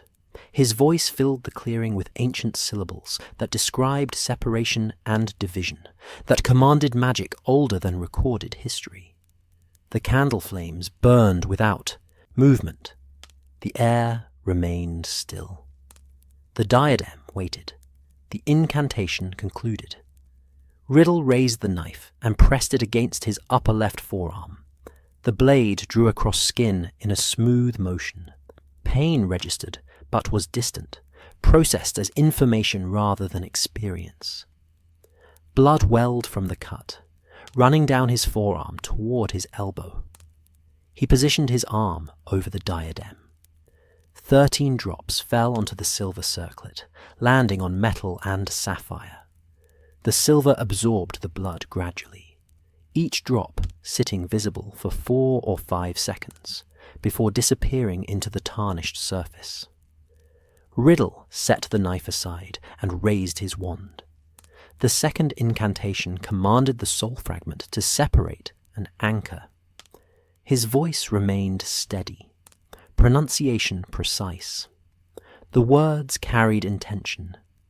This portion would bind to Ravenclaw's diadem, merging with silver and sapphire and the cognitive enchantments woven into the object's structure. The wand movement followed. Spiral 3. Repetitions. Sharp downward thrust. The effect was extraordinary. The diadem pulsed with greenish light, but the intensity exceeded all previous rituals. The light was brilliant, almost painful to observe directly. It lasted approximately 10 seconds. During that time, the sapphire seemed to come alive, not merely glowing, but producing its own illumination that mixed with the green pulse to create a color that had no name, something between blue and green and purple that existed only in magical contexts. The ambient magic in the clearing responded powerfully. The air shimmered visibly, distortion spreading outward from the hexagon in waves. The trees at the clearing's edge seemed to lean inward. though this might have been optical illusion created by the magical disturbance. The ground itself vibrated, subtle trembling that lasted perhaps 3 seconds. Then everything stopped. The light extinguished. The shimmer faded. The trees returned to normal position. The ground was still. The diadem lay at the hexagon's center, silver gleaming, sapphire dark. The sensation of diminishment arrived, but it was qualitatively different from previous experiences. This was not merely deepening emptiness. This was fundamental alteration. 1/16 of his soul had remained after the cup's creation. This fifth division removed half of that. 1/32 now remained in his body. Riddle examined the sensation carefully. The void where wholeness had existed was now profound beyond previous experience. It was not painful. Pain required emotional investment in one's own suffering, and he possessed insufficient emotion for that response. It was simply absence. Profound, undeniable absence. He tested his function systematically. Thoughts proceeded normally. He could recall his purpose here, his goals, his plans. Magic responded. He levitated the diadem, which rose smoothly at his command. Memory was intact. He could access his childhood, his Hogwarts years, his recent activities. But something was missing beyond the obvious soul fragment. His sense of self felt less cohesive, not fragmented precisely, more like diffused. He was Tom Riddle, but that identity felt less substantial than it had previously. The boundaries of selfhood had become permeable. This was concerning, not alarming. Alarm required emotional capacity he no longer possessed, but worthy of documentation and observation. Riddle attended to his forearm. The cut was clean and had already begun clotting. He raised his wand and spoke the healing charm. The flesh knitted smoothly, requiring only a single application. The scar formed, the fifth white line on his left arm, positioned on the upper forearm. He picked up the diadem and examined it closely. The silver showed no blood. The sapphire appeared unchanged. The cognitive enchantments were still present. He could feel them, subtle pressure against his thoughts, how that promised enhanced clarity and improved memory. The diadem contained a fragment of his soul. The fifth Horcrux was complete. The ritual components were collected, candles extinguished, chalk marks vanished.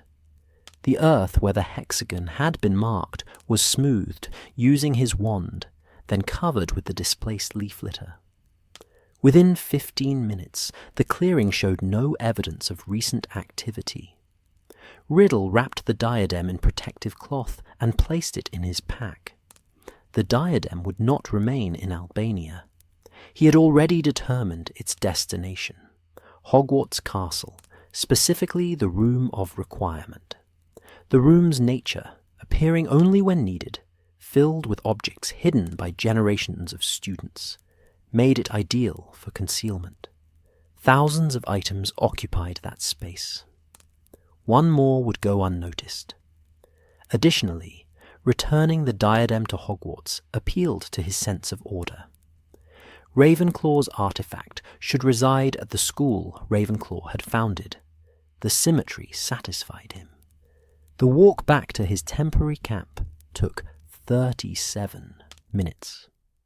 He had established a small shelter 2 kilometers from the clearing, a tent warded against detection, stocked with supplies for a week's stay. He would remain in Albania for 3 more days, documenting other magical sites and establishing his presence in local records as a researcher studying ancient magical traditions. Then he would return to Britain. Inside the tent, Riddle lit a lamp and retrieved his personal notebook. The entry was dated October 13th, 1956. It was now past midnight. He documented the ritual's execution with particular attention to the extraordinary light intensity and the ambient magic's powerful response. Then he described the altered sensation following this division. He wrote, "Fifth Horcrux complete. Qualitative change in post-ritual sensation. Previous divisions produced deepening emptiness. This division has produced diffusion of self-concept. Identity remains functional, but feels less consolidated. Assessment. Potentially concerning. Recommend comprehensive observation before proceeding to sixth division." He continued. Physical response during ritual notably different. Light intensity dramatically increased. Ambient magic showed strongest response, yet observed. Possible explanation. Location's magical saturation combined with diadem's existing enchantments created resonance effect. Alternatively, accumulated soul divisions have altered the fundamental nature of the anchoring process. Finally, current cognitive and magical function appear intact. However, sense of self-cohesion has measurably decreased. At 1/32nd soul remaining, boundaries of identity feel permeable. This may stabilize over time, or may represent new baseline. Observation required. If degradation continues, sixth division should be postponed or reconsidered.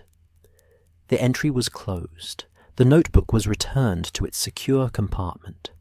Riddle applied dittany to his forearm. The scar joined the previous 4 marks. 5 divisions. 5 vessels. His left arm was becoming a record of his transformation. Each white line representing a portion of soul removed and anchored externally. He considered the remaining divisions. 2 more were planned, something associated with Gryffindor.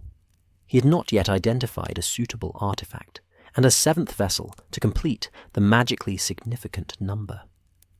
But the diffusion of self he now experienced gave him pause. Not fear. He possessed insufficient emotion for fear. But rational assessment suggested caution. At 1/32nd soul remaining, his identity felt unstable.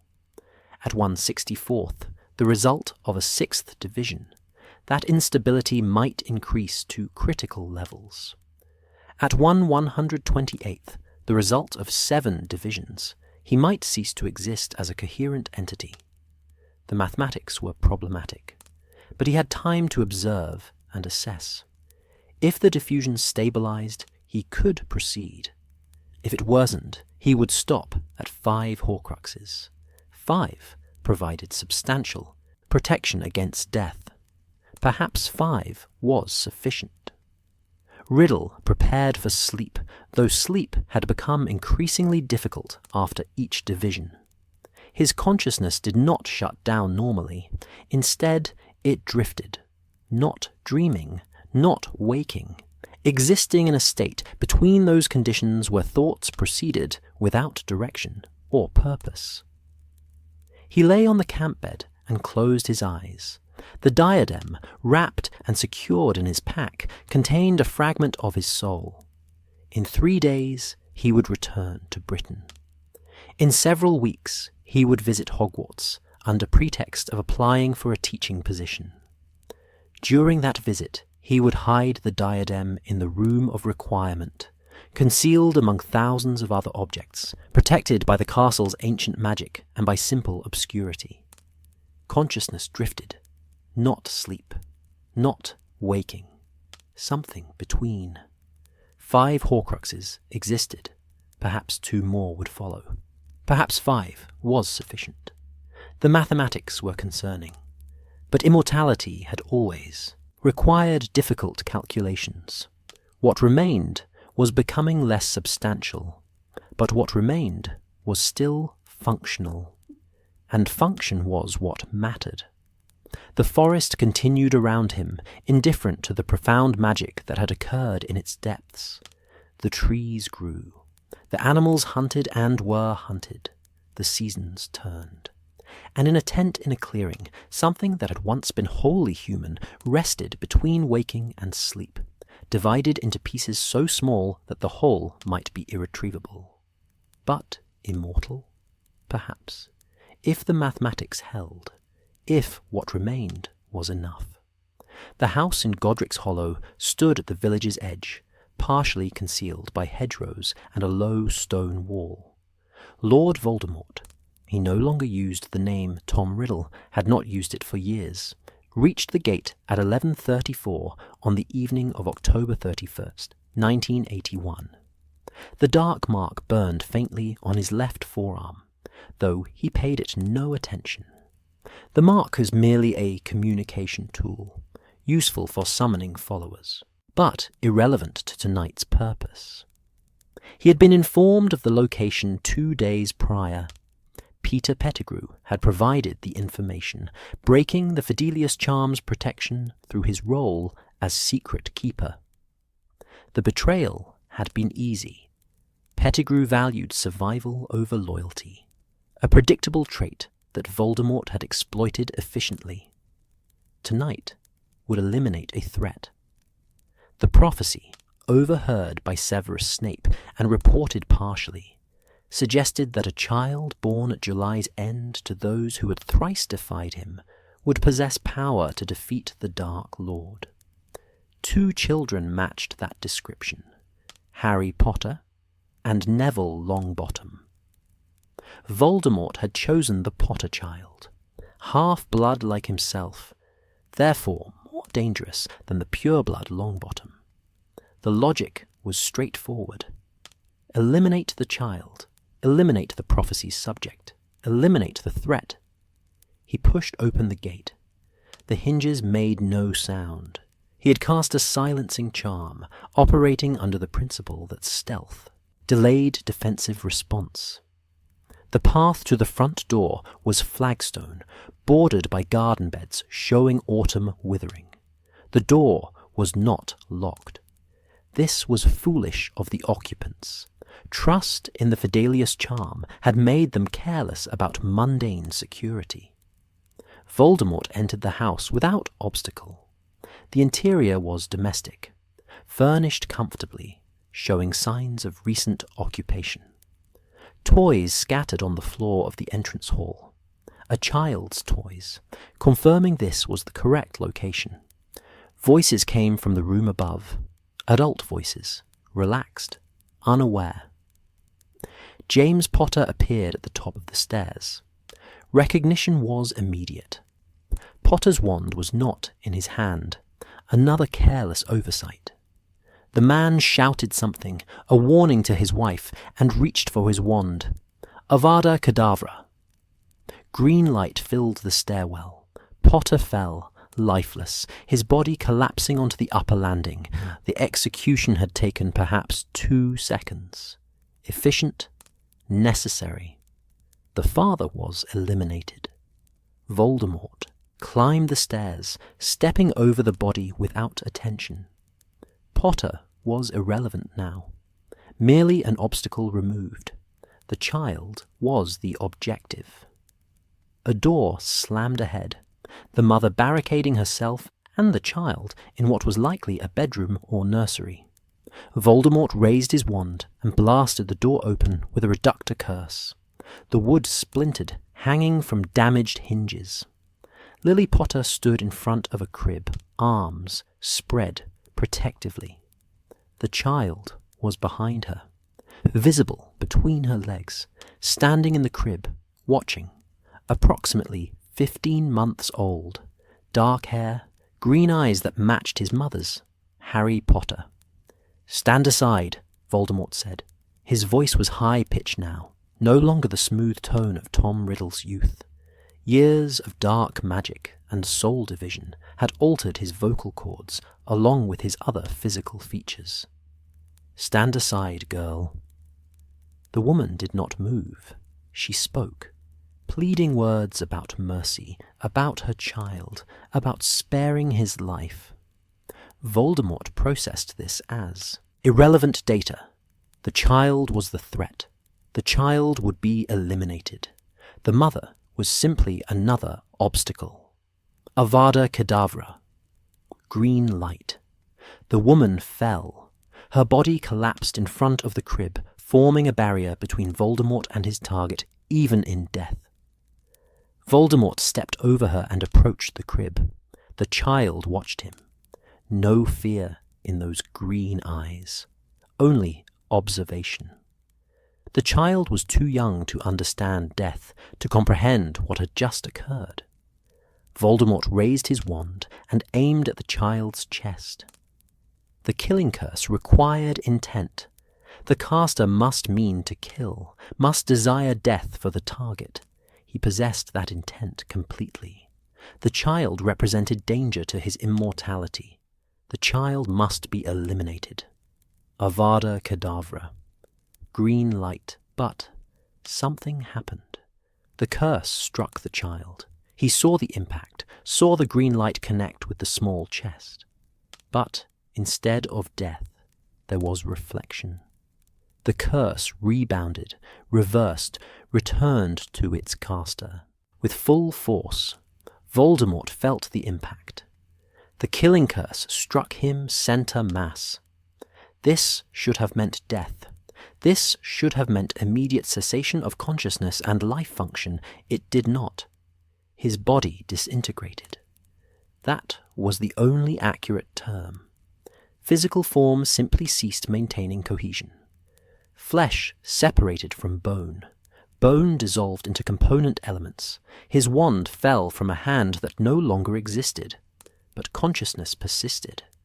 This was not death. He had not died. The Horcruxes were functioning. 5 fragments anchored externally meant death could not claim him.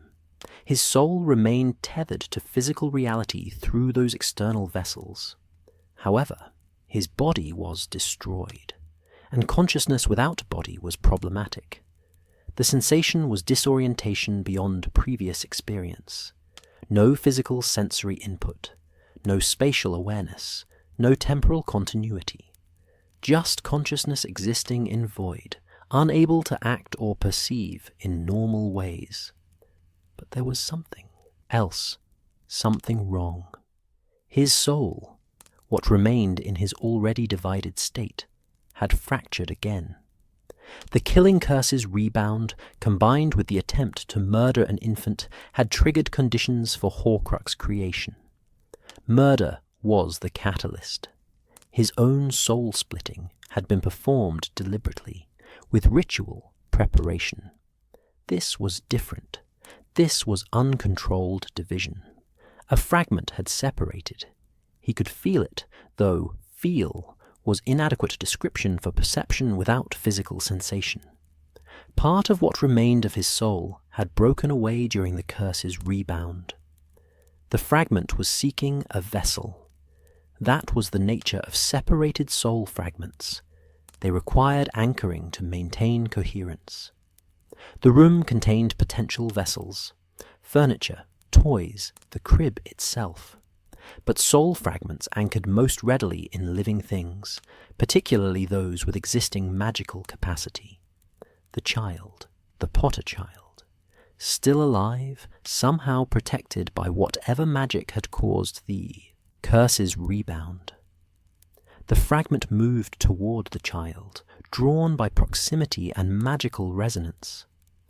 Voldemort's consciousness, what remained of it, disembodied and drifting, couldn't prevent this, couldn't control the fragment, could only observe as the separated portion of his soul embedded itself in the only living magical being present. Harry Potter. The child's forehead. The fragment entered through the scar where the rebounded curse had struck. The skin had split in a lightning bolt shape, and through that opening the soul fragment found purchase.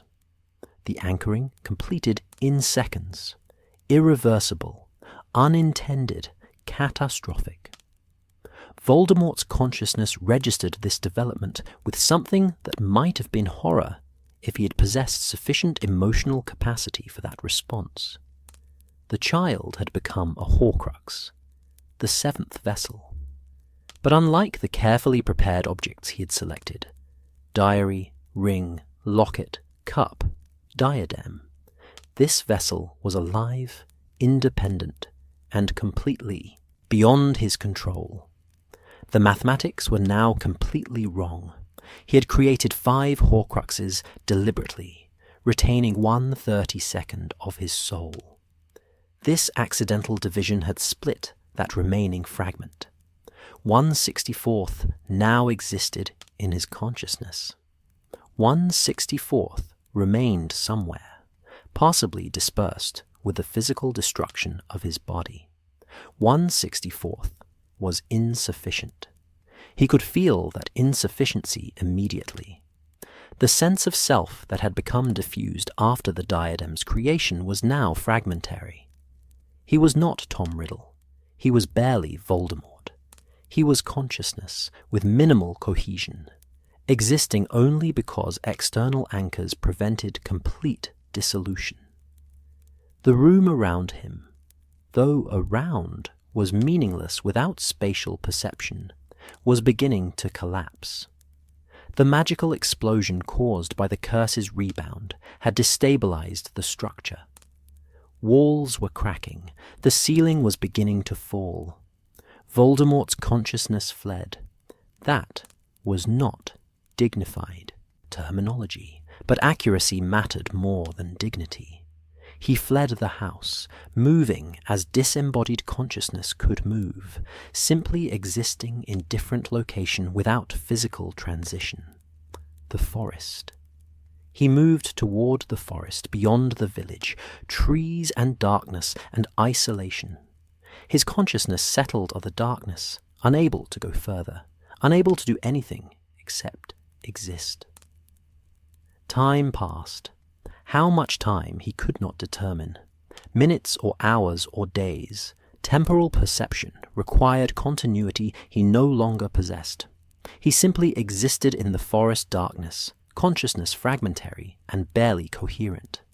Eventually, perhaps hours later, perhaps longer, he became aware that he could attach himself, temporarily, to living things, small animals, snakes particularly, whose minds were simple and whose magical resonance was compatible with his nature.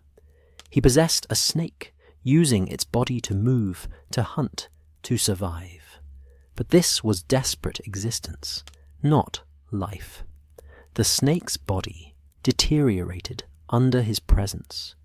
He would need to find new vessels repeatedly, and the effort of maintaining even this minimal physical presence was exhausting what remained of his consciousness. The calculation was simple. He had divided himself too far. 1/64 was insufficient for maintaining coherent existence without body. He required help. He required restoration. He required followers to locate him, to provide assistance, to begin the process of rebuilding physical form. But his followers did not know where he was. The dark mark had ceased functioning when his body was destroyed. They could not track him. They could not find him. He was alone in Albanian forests, possessing snakes and small mammals, barely maintaining the fragment of consciousness that remained. Years would pass this way, years of desperate survival, of degrading existence, of waiting for opportunity that might never arrive. But the Horcruxes persisted. 5 deliberately created vessels: diary, ring, locket, cup, diadem. 1 accidental vessel, the Potter Child, 6 total anchors to physical reality. As long as those vessels remained intact, he could not truly die. He could exist in this diminished state indefinitely. This was not immortality as he had planned it.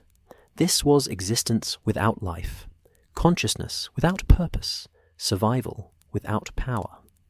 But it was survival. The Horcruxes functioned.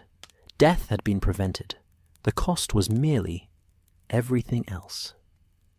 In Godric's Hollow, the house continued collapsing.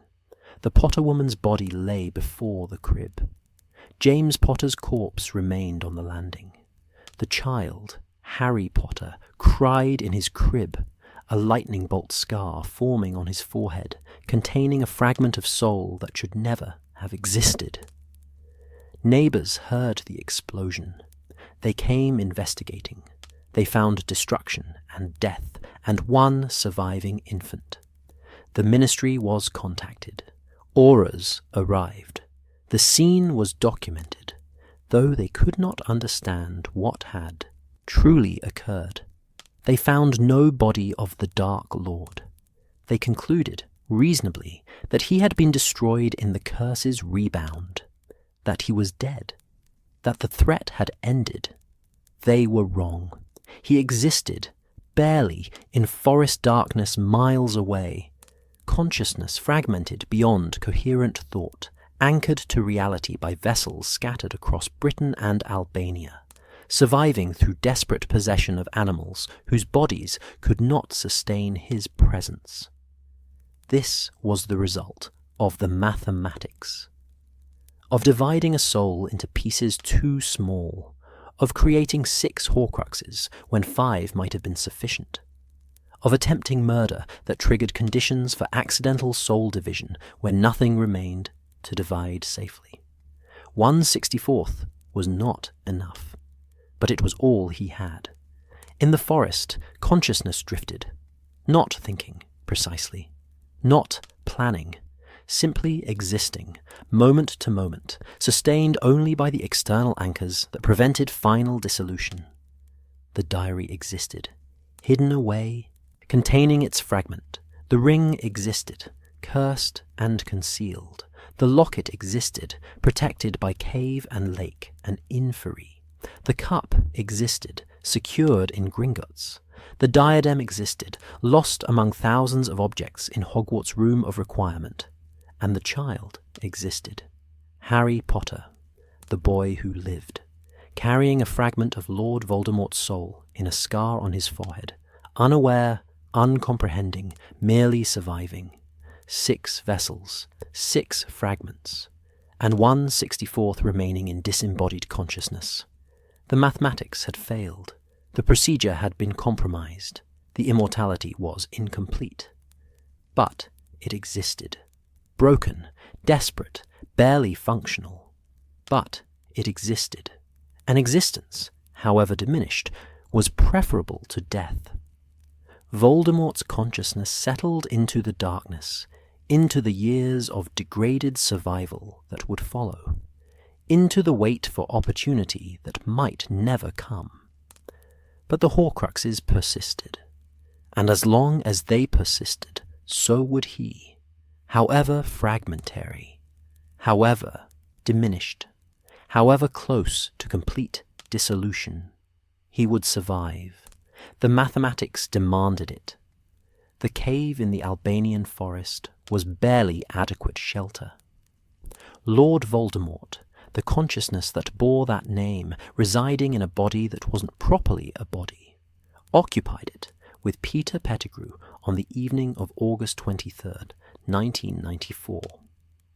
The 13 years since Godric's Hollow had been degradation, survival through possession of animals, existence without power, consciousness maintained only through the Horcrux's anchoring function. The rudimentary body he now inhabited had been created 3 months prior, following Pettigrew's arrival. The body was constructed using dark magic, unicorn blood, and Nagini's venom, a process documented in texts Pettigrew had stolen from various sources. The result was functional, but barely. The body measured perhaps 1 meter in height, infantile in proportion, but not in appearance. The skin was pale and scaled. The face was snake-like. Slits for nostrils, lipless mouth, eyes that showed red in certain lighting. The hands were skeletal, showing bones beneath translucent skin. This body was temporary. The proper restoration, the ritual that would return him to full power, required ingredients not yet obtained. But this body allowed movement, speech, rudimentary magic. It was improvement over 13 years of possessing snakes. Pettigrew knelt near the cave's entrance, preparing the evening meal, such as it was. Nagini coiled in the cave's rear section, her massive body filling the available space. The snake was 12 feet long, thick as a man's thigh, powerful enough to kill with constriction or venom. Voldemort had possessed her frequently during the years before Pettigrew's arrival. She remained the most compatible vessel, her snake nature resonating with his own increasingly serpentine form. Tonight, Nagini would become more than vessel. Tonight, she would become Horcrux. Voldemort had decided this during the previous week. Thus, logic was straightforward. 6 Horcruxes currently existed, 5 deliberately created, 1 accidental. 6 was not the optimal number. 7 was the most powerfully magical number. 7 divisions would create 7 fragments with 1/128th remaining. The mathematics were catastrophic, but they were also irrelevant. He was already reduced to barely coherent consciousness. Further division could not significantly worsen his state. More importantly, he required a Horcrux he could protect personally. The other 6 were distributed. Diary with Lucius Malfoy, ring at the Gaunt Shack, locket in the cave, cup with Bellatrix in Gringotts, diadem at Hogwarts, accidental fragment in Potter. He couldn't monitor those locations continuously, but a living Horcrux, a snake under his direct control, that could remain with him, protected by his presence. The practical advantages outweighed the mathematical concerns. Nagini would become the 7th Horcrux. The ritual components had been assembled over the previous month. Pettigrew had travelled to a village 8 kilometres distant, purchasing candles and chalk under pretense of scholarly research. The silver knife, the same knife used for the first 5 Horcruxes, recovered from storage years ago, rested in Pettigrew's pack. The ritual notebook remained hidden in Britain, but Voldemort had memorized the procedure completely. Repetition over decades had embedded the incantation permanently in whatever remained of his consciousness. "Wormtail," Voldemort said. His voice was high, sibilant, barely human. "Prepare the space." Pettigrew rose immediately and began clearing the cave floor. The cave was approximately 4 meters by 5, with irregular rock surfaces and accumulated debris, leaves, animal bones, evidence of previous occupation by wildlife. Pettigrew worked for 30 minutes, pushing debris to the cave's edges, creating a workspace in the center. When finished, Pettigrew knelt again, awaiting instruction. "The components," Voldemort commanded. Pettigrew retrieved the satchel and removed 6 black candles and a piece of chalk. The candles were not the iron oxide dyed beeswax Voldemort had used for previous rituals. Those were unavailable in rural Albania. These were simple black candles, purchased from a general store. They would suffice. The Horcrux creation depended primarily on the incantation and the soul division, not the specific materials used for ritual framework. "Mark the hexagon." Pettigrew began marking the cave floor with chalk. His measurements were approximate. The cave's irregular surface made precise geometry difficult. The hexagon emerged misshapen, sides varying between 35 and 45 centimeters, angles imprecise. Voldemort observed without comment. Precision was preferable, but not essential. The ritual would function regardless. The candles were positioned at each vertex. Pettigrew lit them at 9:43. The flames cast shadows across cave walls, creating illusions of movement in the stone's natural irregularities. "Place Nagini at the center," Voldemort instructed. Pettigrew approached the snake cautiously. Nagini was not tame. She tolerated Pettigrew's presence because Voldemort commanded it, but her nature remained predatory. Pettigrew spoke in Parseltongue, the language he had learned imperfectly through exposure to Voldemort's constant use. The words requested cooperation. Nagini moved slowly, her body uncoiling and flowing across the cave floor. She positioned herself at the hexagon's center, coiling in a loose spiral that fit within the chalk-marked space. Her head rose slightly, watching Voldemort with eyes that showed intelligence beyond typical serpent cognition. Voldemort spoke to her in Parseltongue. "You will become more than you are. You will become vessel. This will not harm you. This will make you precious beyond measure." Nagini's tongue flickered. She understood, or at least accepted, her. Head lowered to rest on her coiled body. Voldemort checked the time using a pocket watch Pettigrew had stolen. 10:37. The ritual would commence at midnight. He used the interval to review the process mentally. Living Horcruxes were theoretically possible, but practically unprecedented, at least in documented sources. The texts he had studied addressed only inanimate objects as vessels. Living creatures presented complications. They possessed their own consciousness, their own magical signature, their own life force. The soul fragment would need to coexist with these elements rather than simply embedding in inert material. But Nagini's consciousness was compatible with his. Years of possession had created resonance between them. Her snake nature aligned with his increasingly serpentine form. If any living creature could serve as Horcrux, Nagini could. The murder required for Horcrux creation presented no difficulty. Bertha Jorkins had been killed 2 months prior. Her death had provided information about the Triwizard Tournament and had served as catalyst for planning the resurrection ritual. The murder was recent enough to utilize as the soul-splitting trigger. Wormtail, the knife. Pettigrew retrieved the silver knife from the satchel and approached. He handed it to Voldemort with trembling hands, whether from fear or from chronic nerve damage following his silver hand's attachment. Voldemort neither knew nor cared. Voldemort examined the knife. The blade showed tarnish from years of storage, but remained functional. It had cut his arm 5 times previously.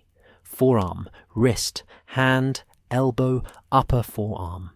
5 scars, though his current body showed none of them. This temporary form had been created without scars, without history, merely assembled from components according to dark ritual specifications. When his proper body was restored, after the ritual planned for June, the scars would return.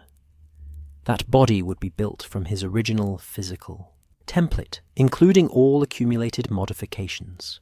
The 5 scars would reappear, and a 6th would be added tonight. 11:59, midnight. Voldemort began the incantation. The words came easily, despite years since last use. The ancient syllables describing separation and division filled the cave, echoing off stone walls in overlapping repetitions. The candle flames burned steadily. Nagini remained motionless in her coiled position. Pettigrew had retreated to the cave's entrance, watching with expression that mixed fear and fascination. The incantation concluded. Voldemort raised the silver knife. His current body's physiology differed from his original form. The arms were thinner, the skin different texture. He selected the left inner wrist, where veins showed dark beneath pale, scaled skin. The knife pressed against the wrist and drew across. Pain registered differently in this body, sharper, more immediate, less connected to emotional response. Blood welled from the cut, running down his palm. The blood appeared darker than normal human blood, viscous, moving slowly. He positioned his hand over Nagini's head. 13 drops fell onto her scaled surface, landing on her triangular head and neck. The scales did not absorb the blood. Instead, the drops sat visible on the surface, dark against her pattern of greens and browns. Voldemort set the knife aside and raised his wand. A temporary wand, not his original yew and phoenix feather, which had been destroyed at Godric's Hollow. This wand was borrowed from Pettigrew, ashwood with unicorn hair core, purchased second-hand in Diagon Alley. It responded adequately to his magic, but without the resonance his original wand had possessed. The second incantation commanded the soul fragment to separate and anchor. Voldemort's voice carried clearly, despite the body's inadequate vocal structure. The words addressed his soul directly. Divide, separate, embed yourself in this living vessel. The wand movement followed. Spiral, 3 repetitions. Sharp downward thrust toward Nagini. The effect was unlike any previous Horcrux creation.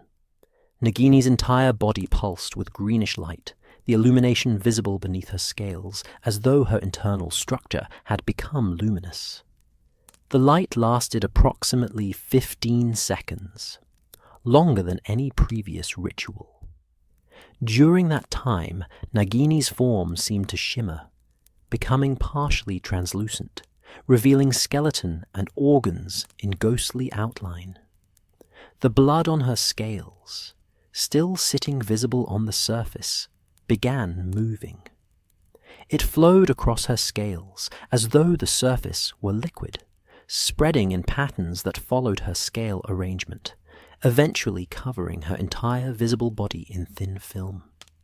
Then the blood began absorbing into the scales, disappearing gradually until no trace remained. The light extinguished. Nagini's form solidified. She raised her head slowly, tongue flickering. Her eyes met Voldemort's eyes. For a moment, perhaps 2 seconds, there was recognition beyond normal serpent awareness. She understood what had occurred. She had become more than snake. She was now vessel. The sensation of diminishment hit Voldemort with unexpected force. He had anticipated minimal effect. 1/64 divided further should produce negligible additional emptiness. He was wrong. The void was profound. What remained of his consciousness, already fragmentary after Godric's Hollow, was now reduced to something barely qualifying as self. 1/128th. The fraction was so small that mathematics became meaningless. He existed, but only just. His identity was distributed across 7 external fragments, and 1 internal remainder so diminished that calling it self was generous. Thoughts proceeded, but slowly. Memory functioned, but with gaps. Magical ability remained, but required greater effort to access. Most significantly, his sense of continuity, the awareness of existing as consistent entity across time, had become tenuous. He was Voldemort. He had been Tom Riddle. But that history felt distant, belonging to someone else. The consciousness currently occupying this rudimentary body felt more like echo than person. This was concerning, not alarming. He lacked sufficient coherence for alarm, but worthy of observation. Voldemort tested his function. He could still speak. He addressed Pettigrew, commanding him to collect the ritual components. Pettigrew responded, moving to obey. Communication remained possible. magic remained accessible. He levitated one of the candles, which rose smoothly. The wand responded to his will. Power persisted. Memory required testing. He attempted to recall his first Horcrux creation, the diary, in Little Hangleton, 1943. The memory was present, but felt detached, as though he were recalling something read in a book, rather than personally experienced. He remembered the procedure, the location, the result. But the sense of having been there, of having performed those actions himself, was attenuated. This was the cost of 7 divisions, of reducing one's soul to 1/128th, of distributing selfhood across 7 external vessels. He had achieved the goal, 7 Horcruxes, the most powerfully magical number. But the price was coherence of identity. Acceptable. Probably. If function remained adequate for achieving his objectives, restoring his proper body, rebuilding his power base, eliminating Harry Potter, then the loss of coherent selfhood was tolerable cost. Nagini uncoiled and moved toward him. Her body flowed across the cave floor, scales rustling against stone. She reached him and raised her head, touching her snout to his hand. The gesture was recognition, perhaps affection. She was his Horcrux now. Part of his soul resided in her. They were bound beyond normal master-familiar relationship. Voldemort stroked her head, speaking in Parseltongue. "You are precious now. You must be protected. You will remain. With me always." Nagini responded with a soft hiss of acknowledgement. Pettigrew had collected the ritual components. Candles extinguished, chalk marks scrubbed away, using conjured water and a rag. The cave floor showed minimal evidence of recent ritual activity. Not that concealment mattered. The cave was isolated, visited by no one except themselves. Voldemort attended to his wrist. The cut continued bleeding. This body's healing response was inadequate. He raised Pettigrew's wand and spoke a healing charm. The flesh knitted slowly, requiring 3 applications before the wound closed fully. A thin scar formed, barely visible on the scaled skin, but present. 6 scars now existed across his various forms. 5 on his original body, currently scattered atoms. 1 on this temporary body. When the restoration ritual was completed in June, when his proper form was rebuilt, all 6 scars would be present. The record of divisions would be complete. 7 Horcruxes now existed. The network was complete. Immortality was secured through distributed fragments, each vessel protected by concealment or curses or institutional security. Diary with Lucius Malfoy. Ring at the Gaunt Shack, cursed. Locket in the cave, protected by inferi and poisoned potion. Cup with Bellatrix in Gringotts. Diadem in Hogwarts Room of Requirement. Accidental fragment in Harry Potter. Nagini with him personally. 7 vessels. 1/128th remaining in his consciousness. The mathematics had been pushed to their absolute limit. Further division was impossible. There was nothing left to divide. But the goal was achieved. Death could not claim him. Destruction of his body at Godric's Hollow had proven that. 13 years of degraded existence had proven that. As long as the Horcruxes persisted, he would persist, even if what persisted was barely recognizable as person. Voldemort settled into the cave's rear section, Nagini coiling beside him. Pettigrew resumed his position, near the entrance. The night proceeded. Stars were visible through the cave opening. The forest continued its nocturnal activities. In 9 months, the Triwizard Tournament would provide opportunity for the resurrection ritual. Pettigrew would kidnap Potter, The ritual would be performed. The proper body would be restored. Power would return. Until then, there was only waiting. Existing in this inadequate form, accompanied by one servant and one snake, residing in Albanian cave, planning the return that would restore what had been lost. Except, not all could be restored. The 7 divisions were permanent. The soul fragmentation was irreversible. When his body was restored, when his power returned, he would still be distributed across 7 vessels. He would still exist as one 128th in his primary consciousness, with 7 additional fragments anchored externally. He would be powerful. He would be immortal. But he would not be whole. Wholeness had been sacrificed. Years ago, divided away piece by piece in pursuit of immortality. The price had been paid, the goal had been achieved. What remained would have to suffice. Voldemort closed his eyes. Though sleep was difficult in this form, consciousness simply dimming rather than truly resting. Nagini's body provided warmth where she coiled against him. The cave was dark except for faint starlight. 7 Horcruxes existed, 7 fragments of soul, distributed across Britain and Albania, 7 anchors to physical reality, preventing death regardless of what happened to his body. The mathematics were complete. The procedure was finished. The immortality was secured. However fragmentary, however distributed, however diminished, he had won. Death could not claim him. The soul divisions ensured it.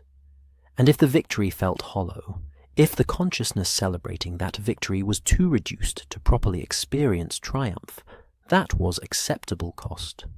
Function mattered, power mattered, survival mattered. Wholeness was irrelevant.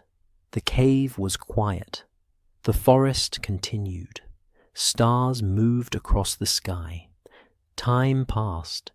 And in the darkness, something that had once been wholly human, but was now distributed across 7 vessels, and barely existed in one rested, and waited for the restoration that would return power, but could never return wholeness. The mathematics had held. Barely. But they had held. 1/128th was enough. It had to be. There was nothing else left.